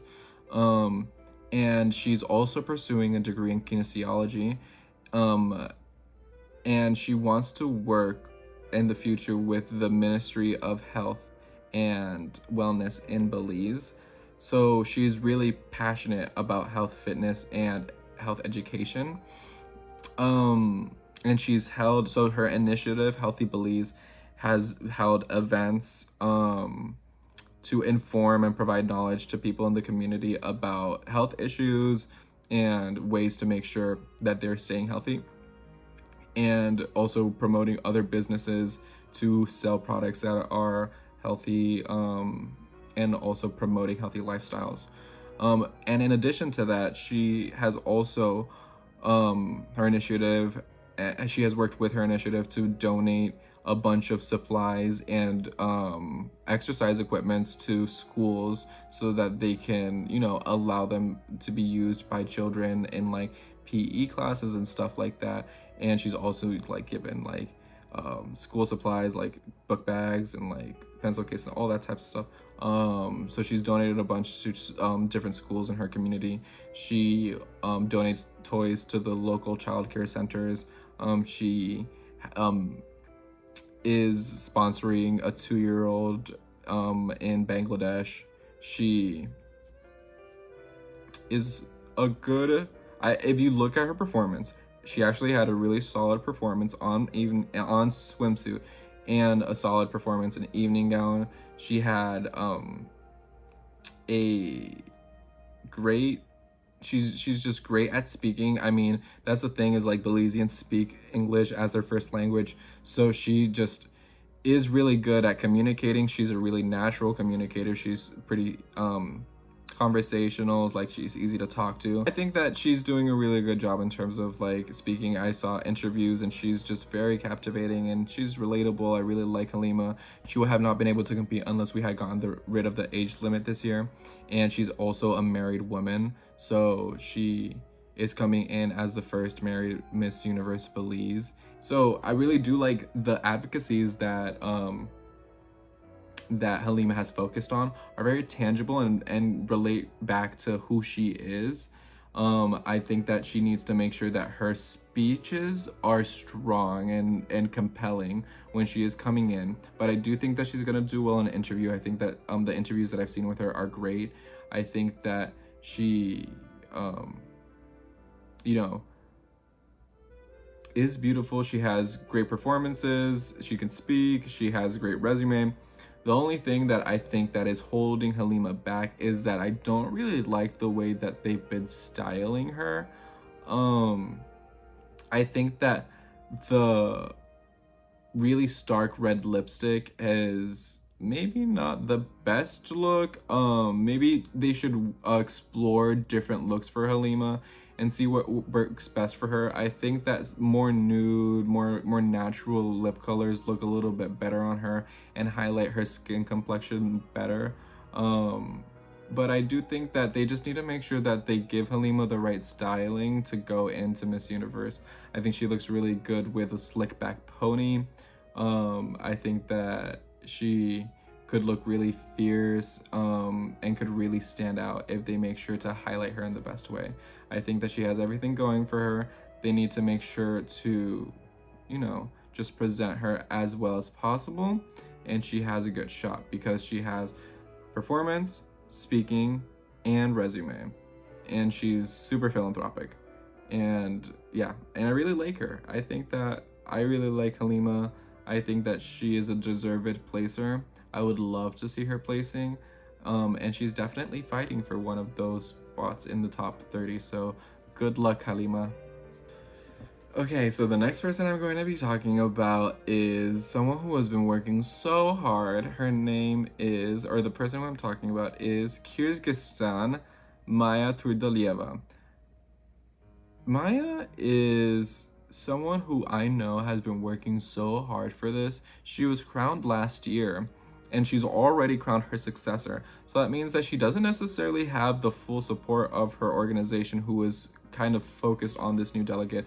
But even regardless of that, like, she hasn't really had a lot of support this whole time. She's been working, and all of the different types of amazing posts that she's made, and the different videos and just looks that she's served, everything that you see on social media, that is fully Maya's doing. Maya books the photographer, she books the makeup artist, the hair, the studio, the props, gets the outfits. She's been doing everything, and she also is editing the footage after the fact and like posting it, writing the captions and all of that. Like, she's been putting all of this work, and she is her own team.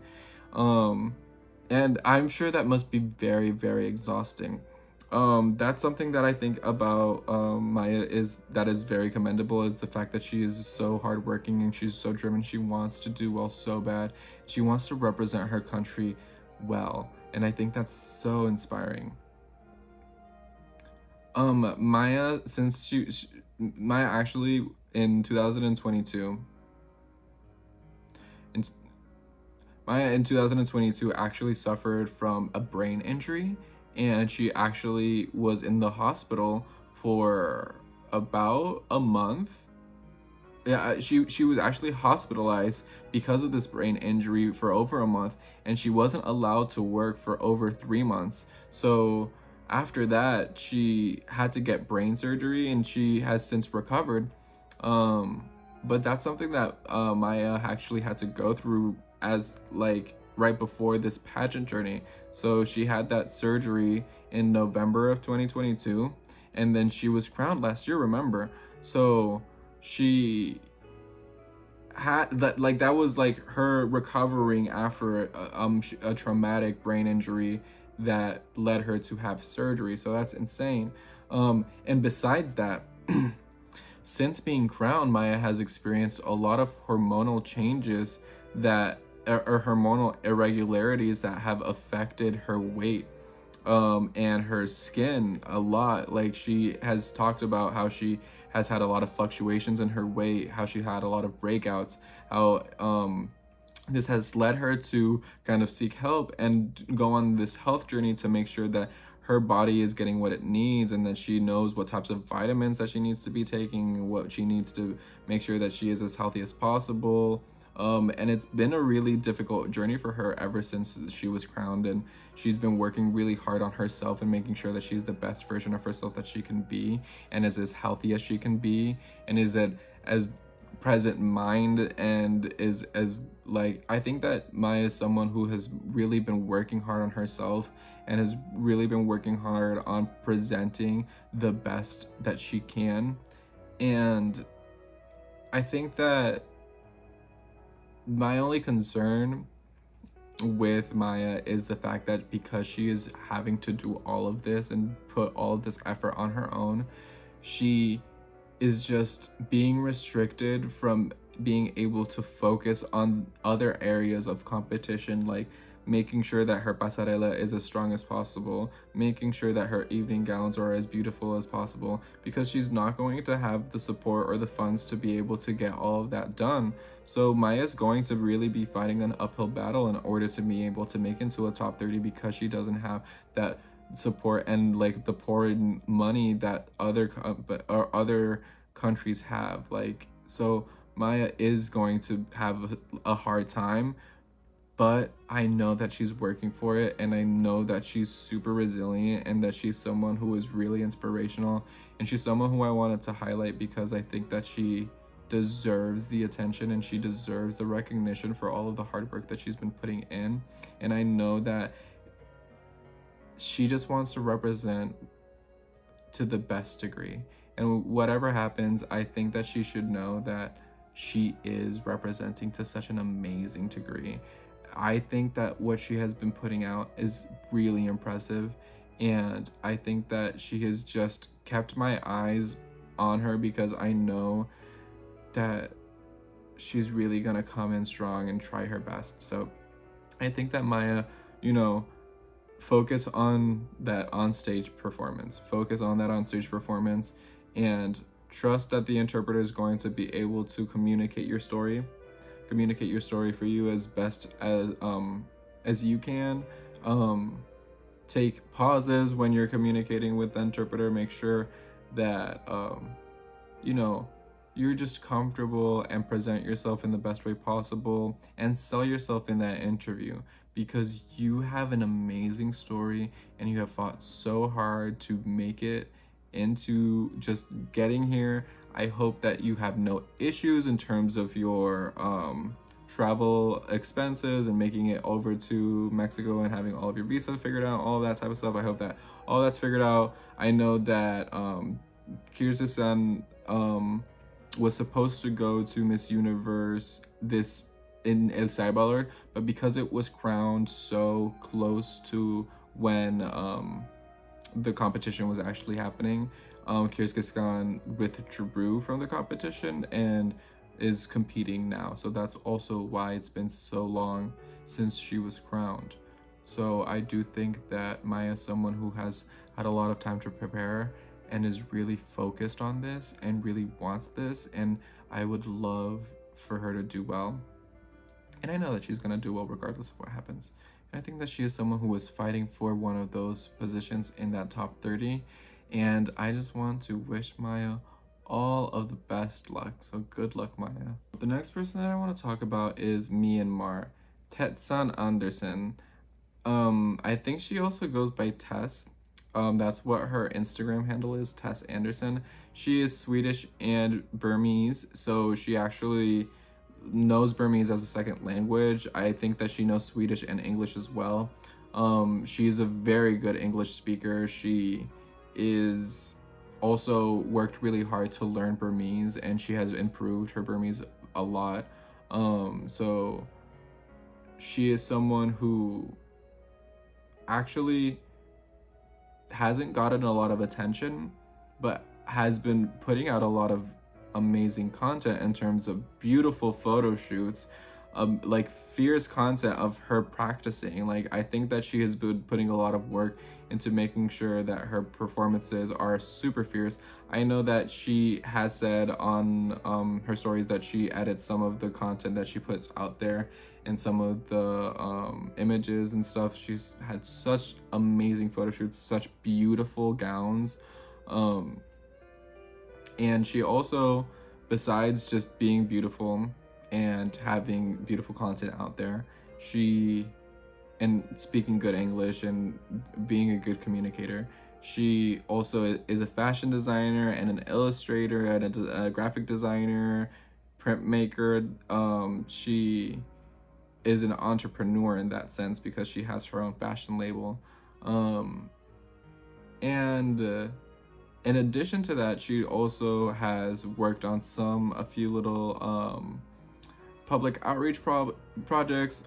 She has been supporting orphanages by providing supplies. She's a huge advocate for LGBT rights in Myanmar, and that's super important because I do think that it's gay marriage is not legal in Myanmar. So she wants to be a voice for that. So I love that she is so unabashedly a ally for the LGBT community. I really do support, I really do appreciate that from Tess. And she's also someone who has been working really hard. She also has given talks on cultivating confidence, and I feel like I've seen like just a transformation in Tess since she was crowned. I feel like I've seen a transformation in a way that she carries herself. I feel like the moment that she was crowned and they put that crown on her head, I feel like a switch went on in Tess's mind where she was just like, I have to be that queen and I will show people that I am that queen. And I believe that she is that queen. And I think that she is so fierce. I think that she's working really hard to make sure that she shows everyone that she is super fierce. She's going to have gorgeous gowns. I know that. And she's going to be propelling her performance as far as she can. I think that right at the moment, it's just like trying to fight against all of those strong performers and trying to speak as good as all of those strong speakers. Like, She's fluent in English. She just needs to make sure that she has amazing delivery. She's great at performance, but she needs to make sure that she outperforms everybody. It's gonna be really difficult, but I think that she has all of the right stuff, and she has all of the right she has everything in place. She is just honing all of her skills and abilities, and she's only getting better, and she's only becoming more of a threat every single day. And that's something that I'm so excited for, is to see Tessa's full transformation and how confident and fierce she is, because I've only seen an improvement in her confidence and just how fierce she performs and just moves, and I'm just excited for her. I think she's very sweet. I think she's very fierce. She's done a few projects, collecting books, and doing book donations and stuff like that. So that's another one of her social projects. So like she knows what she needs in order to make it far. I think that she is working to make sure that she has all of the things in place in order to fight for one of those positions in the top 30. And I really am rooting for Tess. It's just gonna be really hard. God, it's gonna be so hard to narrow down this top 30 but yeah, I know that Tess is gonna fight. So anyways, good luck, Tess. So the next person I wanna talk about is Bahamas, Selvanique Wright. So Selvanique is someone who is also a pageant veteran. She's someone who aged out of pageantry and is coming back, and was actually competing for Miss Universe Bahamas for the 4th time this time when she won. So she ended up winning and fulfilling her dreams, and I think that's very exciting. Like a bunch of other girls that have come back, who are pageant veterans and are getting crowned after aging out. So that's something that kind of, represents the new era of Miss Universe. But something that does set Selvanique aside is that she is an advocate for fibrosis awareness in women, and she wants to make sure that women get regular screenings, and she has a foundation that's focused on creating awareness for fibrosis. The platform is called Women's Health Us First. Like I said, she's a pageant veteran. She competed in Miss Grand in 2016, and she actually made it into the top 10. And not only did she make it into the top 10, she actually also was best in swimsuit. So Selvanique is someone who has done great on stage, great in swimsuit, and she's great in evening gown. I think that the thing about Selvanique is that I want Selvanique to have the right styling as well. From what I've seen, is that I think that she looks best with like her hair up, or in a big bun, or in an updo, or maybe like a slick ponytail, than having like the bangs. I think that she has had very like beautiful, good looks, but when Shanice came and she was with Shanice, that wasn't my favorite hairstyle for her. My favorite hairstyles for her are where it's like pulled back and she looks super regal, because I think that it kind of highlights the shape of her face better, the shape of her head. I like but yeah, and the length of her face too. So I think that kind of highlights Selvanique better, and she has a long neck, and I think that it accentuates her better. Selvanique studied psychology. Also, like when I started like paying attention to Miss Universe Bahamas, I didn't know that Selvanique had competed in 2016. So I just was going off of the pictures. I didn't anticipate Selvanique to go far, because when she started, she had braces on, and she literally got her braces off like 2 weeks after she started competing at Miss Universe Bahamas. And then she goes in and has like this perfect smile.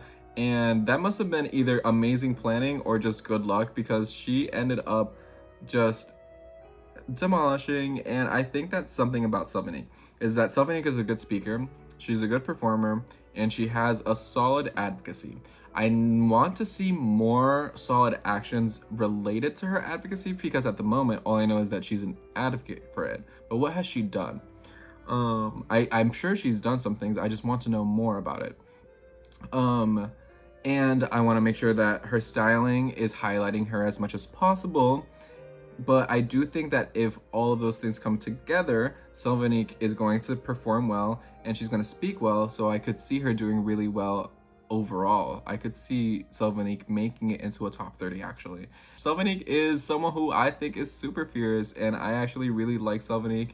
And I wish that Selvanique would just put a little bit more content out and a little bit more of her outfits. But if she's just preparing, you know, guys, like, these girls are putting so much effort into these pageants that they are just preparing. Like, Selvanique is probably working really hard behind the scenes, and I'm sure that she's gonna come out and really surprise people when she does. So I'm really looking forward to her. So good luck, Selvanique.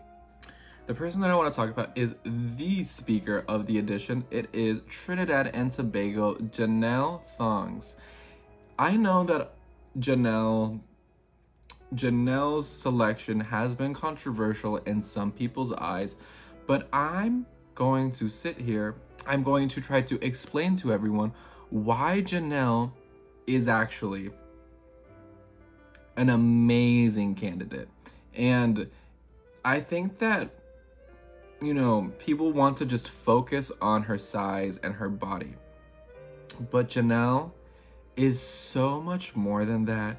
Janelle is someone who is a 10-time pageant title holder. She is someone who competed at Miss Supranational. She won Supra Chat, so that means that she was in the top 24 because she was the best speaker. Janelle is literally like a master of Q&A and interview.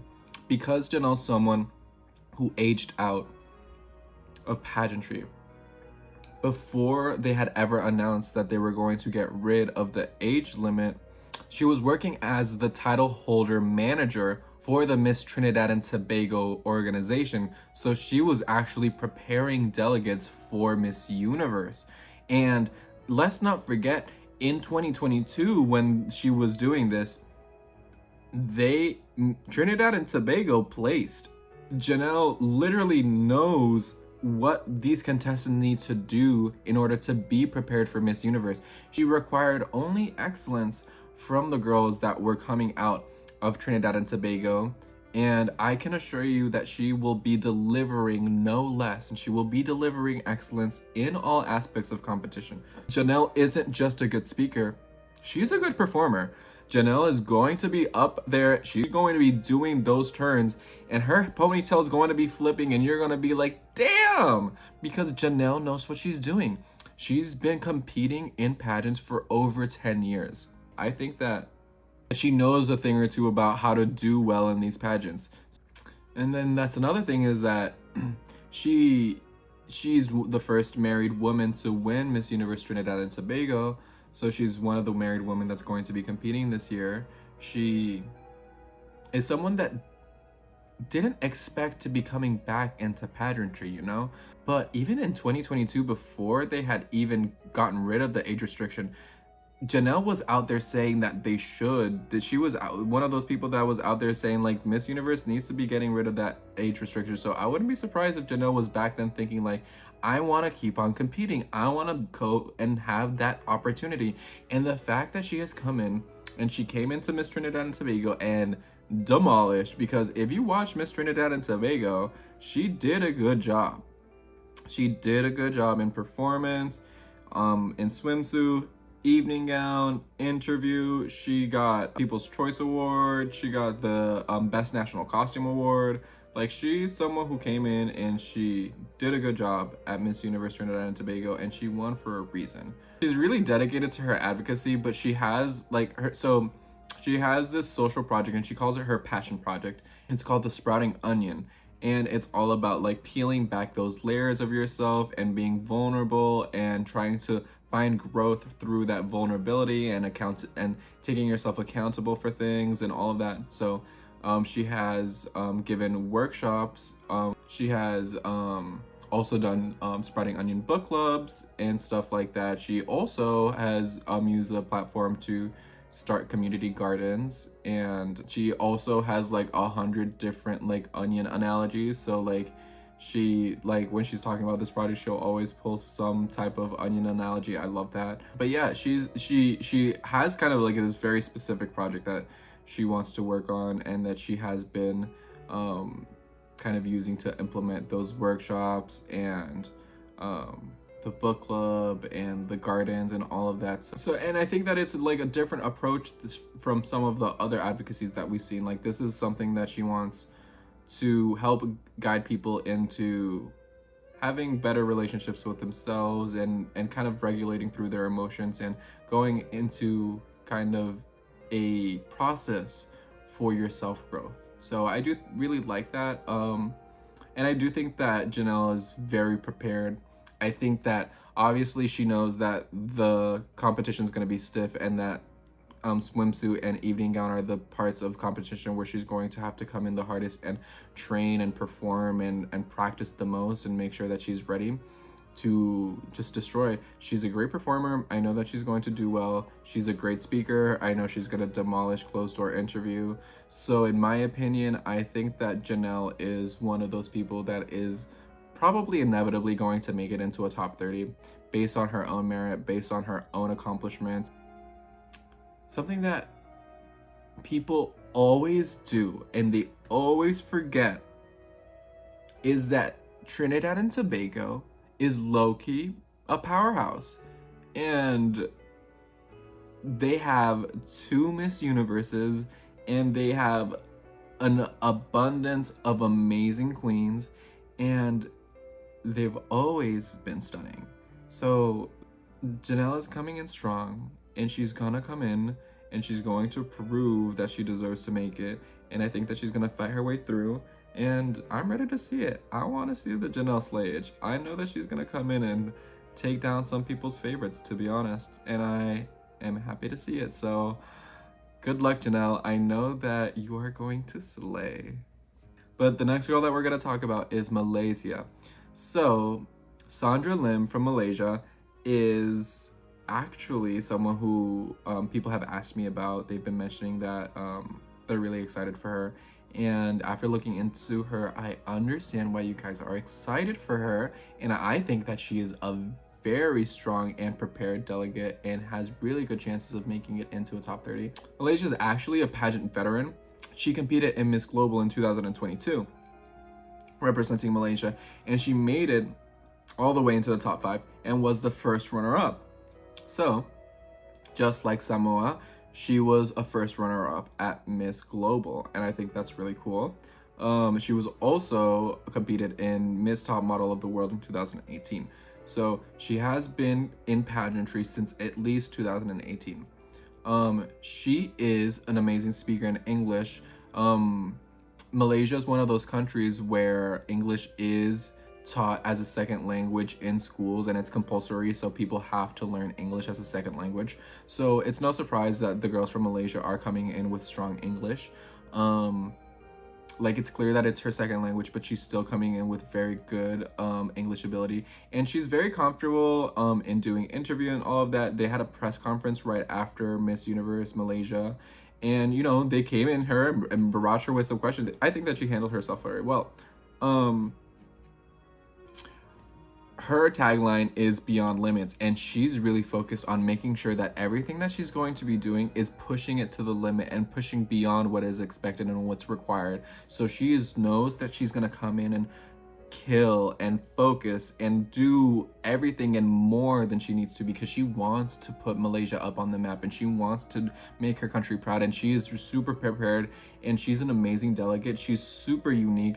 This girl, besides being a model and an actress, she's also a martial artist, and she knows how to use everything. She does kickboxing, she knows how to do jujitsu, she does swords, spears, nunchucks. It's crazy. Like, this girl will do content of her like just using these weapons in this way that is amazing. Like, she is a really talented athlete, and that's something that I think is really cool, and something that she's really bringing to the table that's different is the fact that she's such a badass. I love that she's such a badass, and she is, you know, a pageant veteran. She's a badass. She has just something that really does set her apart.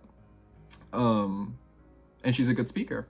She had great performances on stage. I think that she had a really good, like, full performance at Miss Universe Malaysia. She won multiple awards too. She's even a guest model. So I just think that for Malaysia, the only thing that she needs to focus on is, besides, for everyone, they're going to be focusing on making sure that they're as competitive as possible in terms of on stage. But she needs to make sure that she can focus on being prepared for any type of question that they ask her. So having like knowledge of all aspects of the questions that they're going to ask and having a type of prepared answer, um, so that she makes sure that she has unique and like not super generic and pageanty answers. Like she wants to have very specific and thought of answers. So make sure that you go through topics and are able to like kind of go and give really kind of nuanced perspectives on things in a short amount of time. So make sure to really hone in on that interview, because you have good English, but you want to make sure that you have good content to deliver when you're answering those questions. So good luck, Malaysia. I think you're gonna be doing a super good job. So good luck, Sandra. So the next person I'm gonna be talking about is Gibraltar. Cheyenne McIntosh. I think that Gibraltar is someone who we actually definitely need to be keeping our eye on, because Cheyenne killed Miss Universe Gibraltar this year. Yeah, she competed in Miss Gibraltar in 2022, so that means that she's been honing her abilities since then. She actually has done a massive transformation, and she kind of came in to Miss Universe Gibraltar like with an amazing speaking ability. Her speaking ability is through the roof. She actually had really great onstage performances, and I think that she's just someone who really stands out. Cheyenne is actually the shortest contestant, I think, to be crowned in Miss Universe history. She's 5'1", and I think that's so awesome that she's been relating that back to the fact that she's representing the smallest nation in Miss Universe. I think that's really cool that the smallest girl is also the smallest nation, and she's kind of showing that they're still strong and mighty and big, and are here to kind of, make an impression. And I do think that Cheyenne is going to make an impression. Cheyenne's story is also that she lost her brother when she in 2021. So her brother passed away. She was very close to her brother, and they were also very close in age. So that was her big brother. She lost him. She dedicated her wins to him, and she always took like this photograph, a framed picture of him, to both of her pageants, and she says that that's like her guardian angel, and like that he's always like following her. And Cheyenne also just finds that her dad is like one of her biggest inspirations, because her dad raised her and her brother as a single dad, and sacrificed so much to make sure that they were just so loved and had everything that they needed. And she's just, you can tell that she's just such a grateful daughter, and also just like such a well-rounded and well-adjusted woman. I think that I really like Cheyenne. She's an amazing speaker. She can speak in English and Spanish. Um,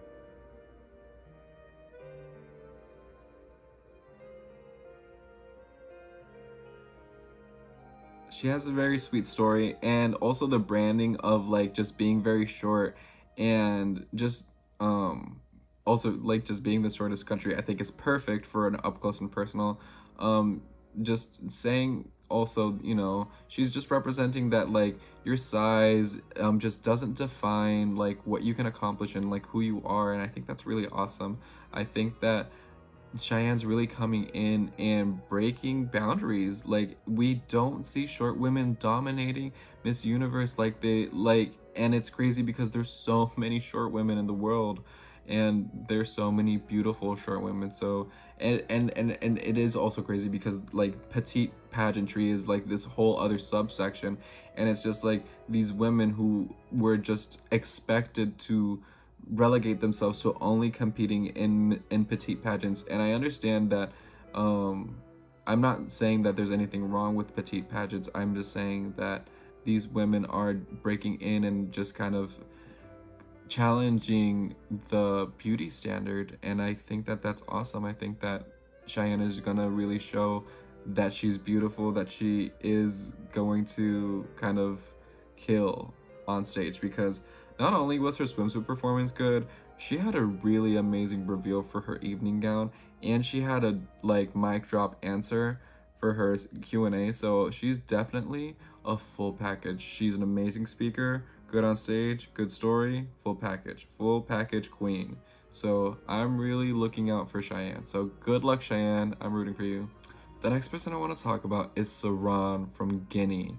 Saran Ba is definitely someone people should 100% have their eyes on, because she is someone who is coming fully prepared and as a full complete package. Saran is a pageant veteran, so she actually competed in Miss World 2021 and she made it into the top 40.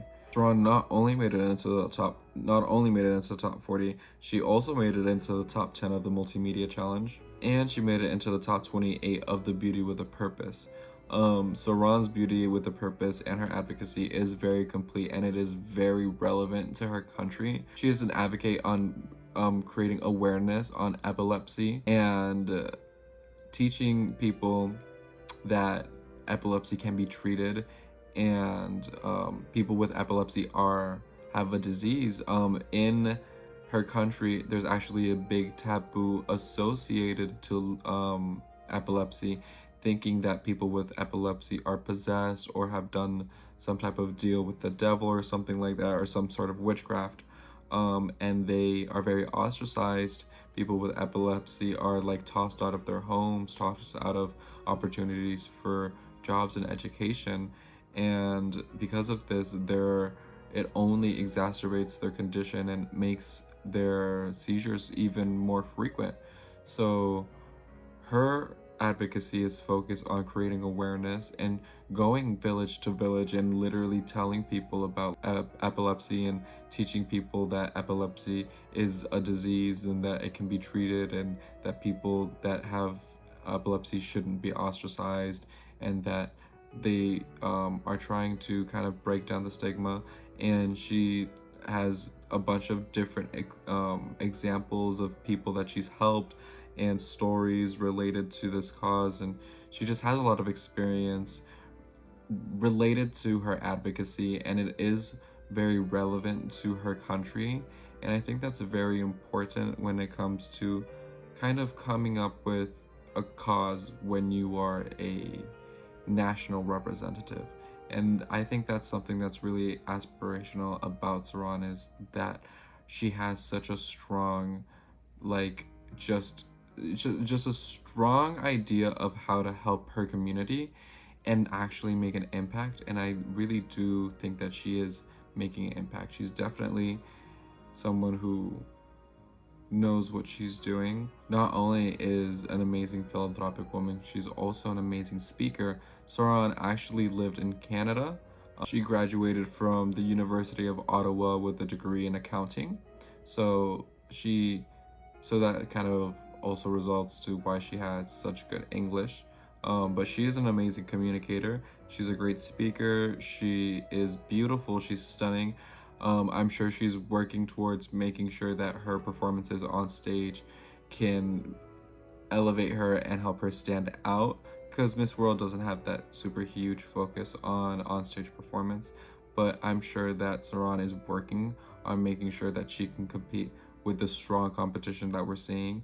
And I think that she has everything that it takes, and she's the full package, and she could really come in and dominate at Miss Universe. So I think Saran is definitely somebody that we should look out for. I really do like Saran. I think that she's a strong delegate. I think that she's really well prepared, and I think that she is going to give people a run for their money. I want to see how she performs in swimsuit, and that will definitely solidify if I think that she can make it all the way. But I do think that she is fighting for one of those top 30 spots. So good luck, Saran. The next girl I'm going to be talking about is DR Congo, Hilda.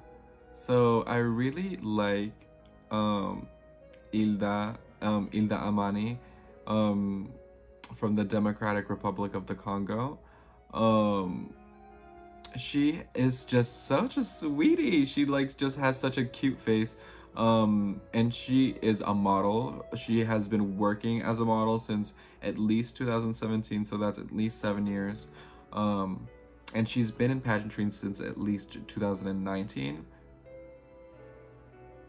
She competed at Miss Africa Congo, and then she became Miss Congo at the Miss Africa pageant. And she even made it all the way into top 5. So she is a pageant veteran. So having made it far at the Miss Africa pageant in 2019 is a testament to the fact that she is actually pretty well prepared. And something else about Ilda that I really like is that she is a great speaker. Ilda is not only a great speaker, she knows what she is very clear in what she wants to accomplish. Ilda has a very clear advocacy, and I think that it is very important. She's an advocate for the empowerment of women, but also an advocate for women's menstrual health. She wants to amplify the voices of women who suffer from menstrual poverty and don't have access to hygienic products, and she wants to kind of also cut the stigma about talking about menstruation. She's also focused on providing these types of hygienic products to women in the east of the country who are living in camps and don't have access to these products. So she is very focused on menstrual health and amplifying the voices of women who suffer because they don't have access to resources. She also wants to make sure that these products are sustainable, environmentally sustainable, and able to kind of fit into these environments that they're going to be going into. The good thing about Hilda is that her performance is on online. They streamed it. The problem with the live stream for the Miss DRC pageant was that it was super choppy. The transmission wasn't smooth at all. So it is a little bit hard to gauge how smooth Ilda's actual performance was. But I do want to say that she had good onstage performance. I mean, she's been a model for a long time. She's been a pageant queen for a long time. She's a good speaker. She knows what she's doing. I think that Ilda's someone that we definitely should be looking our eye out for, because she's someone who has demonstrated to be a full package queen. And I think that just because she's coming from a country with lower funds, lower resources, I hope that the DRC organization is prepared to give Ilda the element and the tools that she needs to kind of really exceed in the competition. But I do think that Ilda herself is a strong candidate and is someone with such a beautiful and unique look, and with a strong advocacy and strong speaking ability. I think that she is very confident speaking in French, and you know, we've seen plenty of girls do perfectly fine in French. I'm sure that they're going to have very qualified French interpreters, so I don't think that she's going to have to worry about anything besides just being herself and just performing at the best of her ability, having a dress that highlights her and having good styling and also good makeup. So I think that Ila is beautiful. I like her a lot. I think that they've been doing really good work with her ever since she's been crowned. I think that all of the content that she's put out has been very good, and that she's looked really good in everything. And I think that she's only been confirming my suspicions that she could be someone who makes it into the top 30. So I'm really looking out for Hilda, and I'm really rooting for her too. So good luck, Hilda. So the next girl that I want to talk about is Guyana, Ariana Blaze. So I really like Guyana. I think that she's someone who people have been sleeping on. I think that something that she said that I really like is just take a chance on her. And I'm taking a chance on her, and I want to see her really excel and succeed. Ariana is someone who actually competed in the USA circuit, or in the USA system of pageantry, trying to compete for Miss Georgia USA. She competed for Miss Georgia USA in 2002, and then she competed again this year And then she was crowned Miss Georgia USA, Miss North Georgia USA. So that was pretty, so that's just a testament to the fact that she worked really hard. She got really close to making it and winning Miss Georgia USA. She was then went in and competed at Miss Guyana and Miss Universe Guyana and won. She is someone with great on-stage performance ability. She has an amazing runway. She is just facially stunning. When she competed in Miss Georgia USA 2022, she made the top 5 and was the 3rd runner-up and Miss Photogenic. She's a nursing student too, and she's like she's gone to schools and talked about the importance or like the benefits of dual enrollment. She's an advocate for getting people to come into the STEM field. She's done volunteer work by spending time with the elderly in elderly homes. She's donated supplies to people devastated by storms too.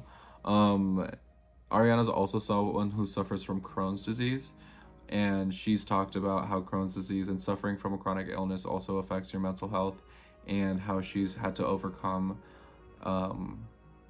her mental health struggles by just equipping herself with the right tools in order to be able to kind of overcome this issue. So that's something else that Ariana is really going to be able to bring out in a closed door interview. I think that Ariana is someone who actually is going to do really well in a closed door interview. I think that she's going to be really good at selling herself. Coming out of the USA system, like that's something that she is going to have to her advantage, is that they really are trying to teach you to be able to sell yourself. And I think that Ariana does kind of know what she's doing in that regard. I think that Ariana, being a pageant veteran, is going to be coming in and is going to kind of surprise people a little bit. I think that she's really gunning to give Guyana their first placement, and I think that, you know, they haven't placed once and they've been competing since 1956. So I think that Guyana really wants this placement, and I think that Ariana really wants to show that she can do it. And I think that she's only been evolving, and her styling has only been getting better since she was crowned. And I think that the organization and her have been working together really well, and I think that they've been developing good plans to come in and do a good job at Miss Universe. So I do think that Guyana is someone who is coming in and fighting for that spot. I want to see Ariana do well. I think that Ariana is definitely someone who people should keep their eye on, because she could pull through. I think that Ariana really could pull through, and I want her to just keep on working on that onstage performance, keep on working on that runway, make sure that you know how to sell yourself, be ready to answer any type of scenario, make sure that you know how to differentiate yourself from other people, look for more ways to help your community. And yeah, there's not a lot of time left. I know that you've worked on everything that you can, so if there's not a lot of opportunities to do new events, just make sure that you know how to sell yourself to the best of your ability. You're a great speaker, so make sure that you use your abilities to your advantage. Be calm, be cool, enjoy yourself, and make sure that people notice that you're having fun, because that's going to help them get to know you and like you more and have fun with you. So good luck, Ariana.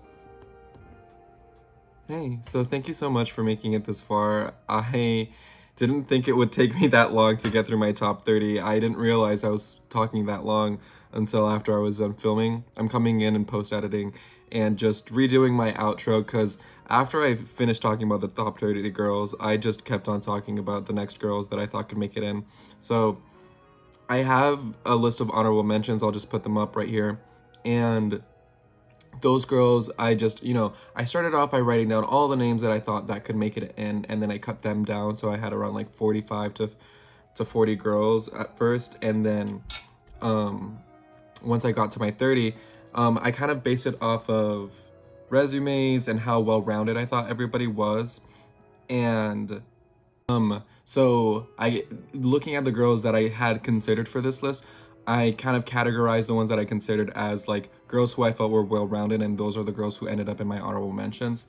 And now there's another list, so I'll put that one up too, which is the girls who I considered, but I just felt like they didn't have an they were missing that resume. They were missing, I guess, more than just the beauty aspect of it. So these are girls that I think could make it into the top 30, a top 12, a top 5, but they just, I don't know more about them besides just how beautiful they are. Like Belgium, for example, I could see Belgium winning, but I don't know anything more about Kenza besides the fact that she's so drop dead gorgeous. Um, U.S. Virgin Islands, like she did a really good job. She was the undisputable winner when I watched U.S. Virgin Islands. But then her final answer, it made me worried that she wouldn't be able to kind of make it further.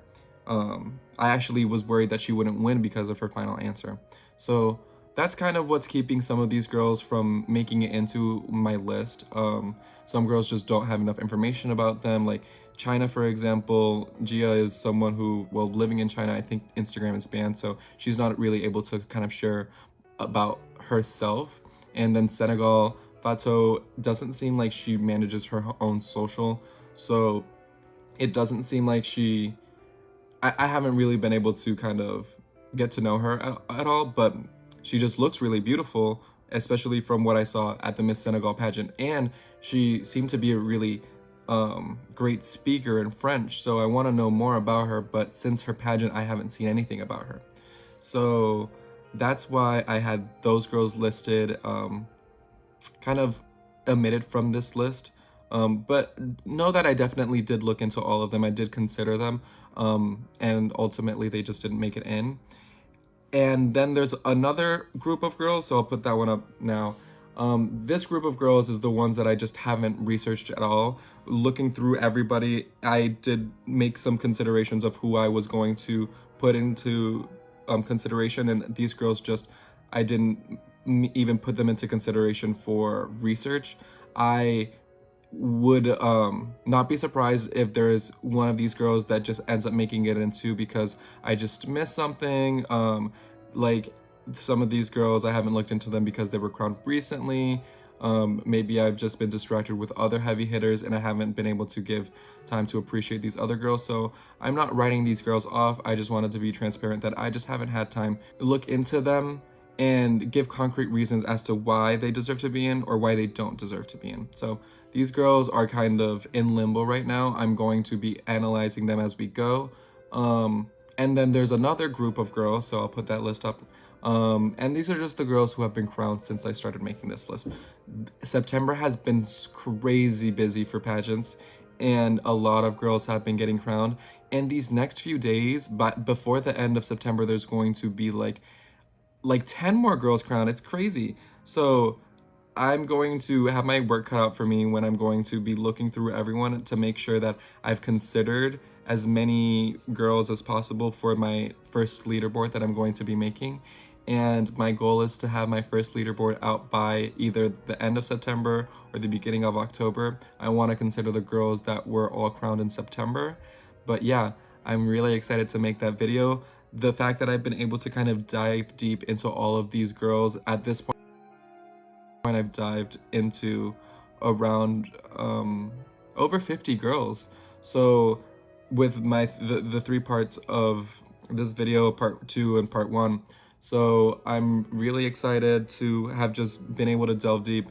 It was really such a fun video to actually make, and I'm really proud of the way that this has turned out. So I'm really glad that, you know, we're moving on beyond this past this point, and in my leaderboard I'll be able to really go quickly through the girls because at least I've expressed why I think all of them are deserving and what they need to work on, so I can just go through a lot quicker. It won't be this in-depth for a leaderboard, but then as we continue doing our pageant or contestant analysis throughout the next few weeks before the pageant, we'll be able to go in depth into some of the girls that we haven't talked about.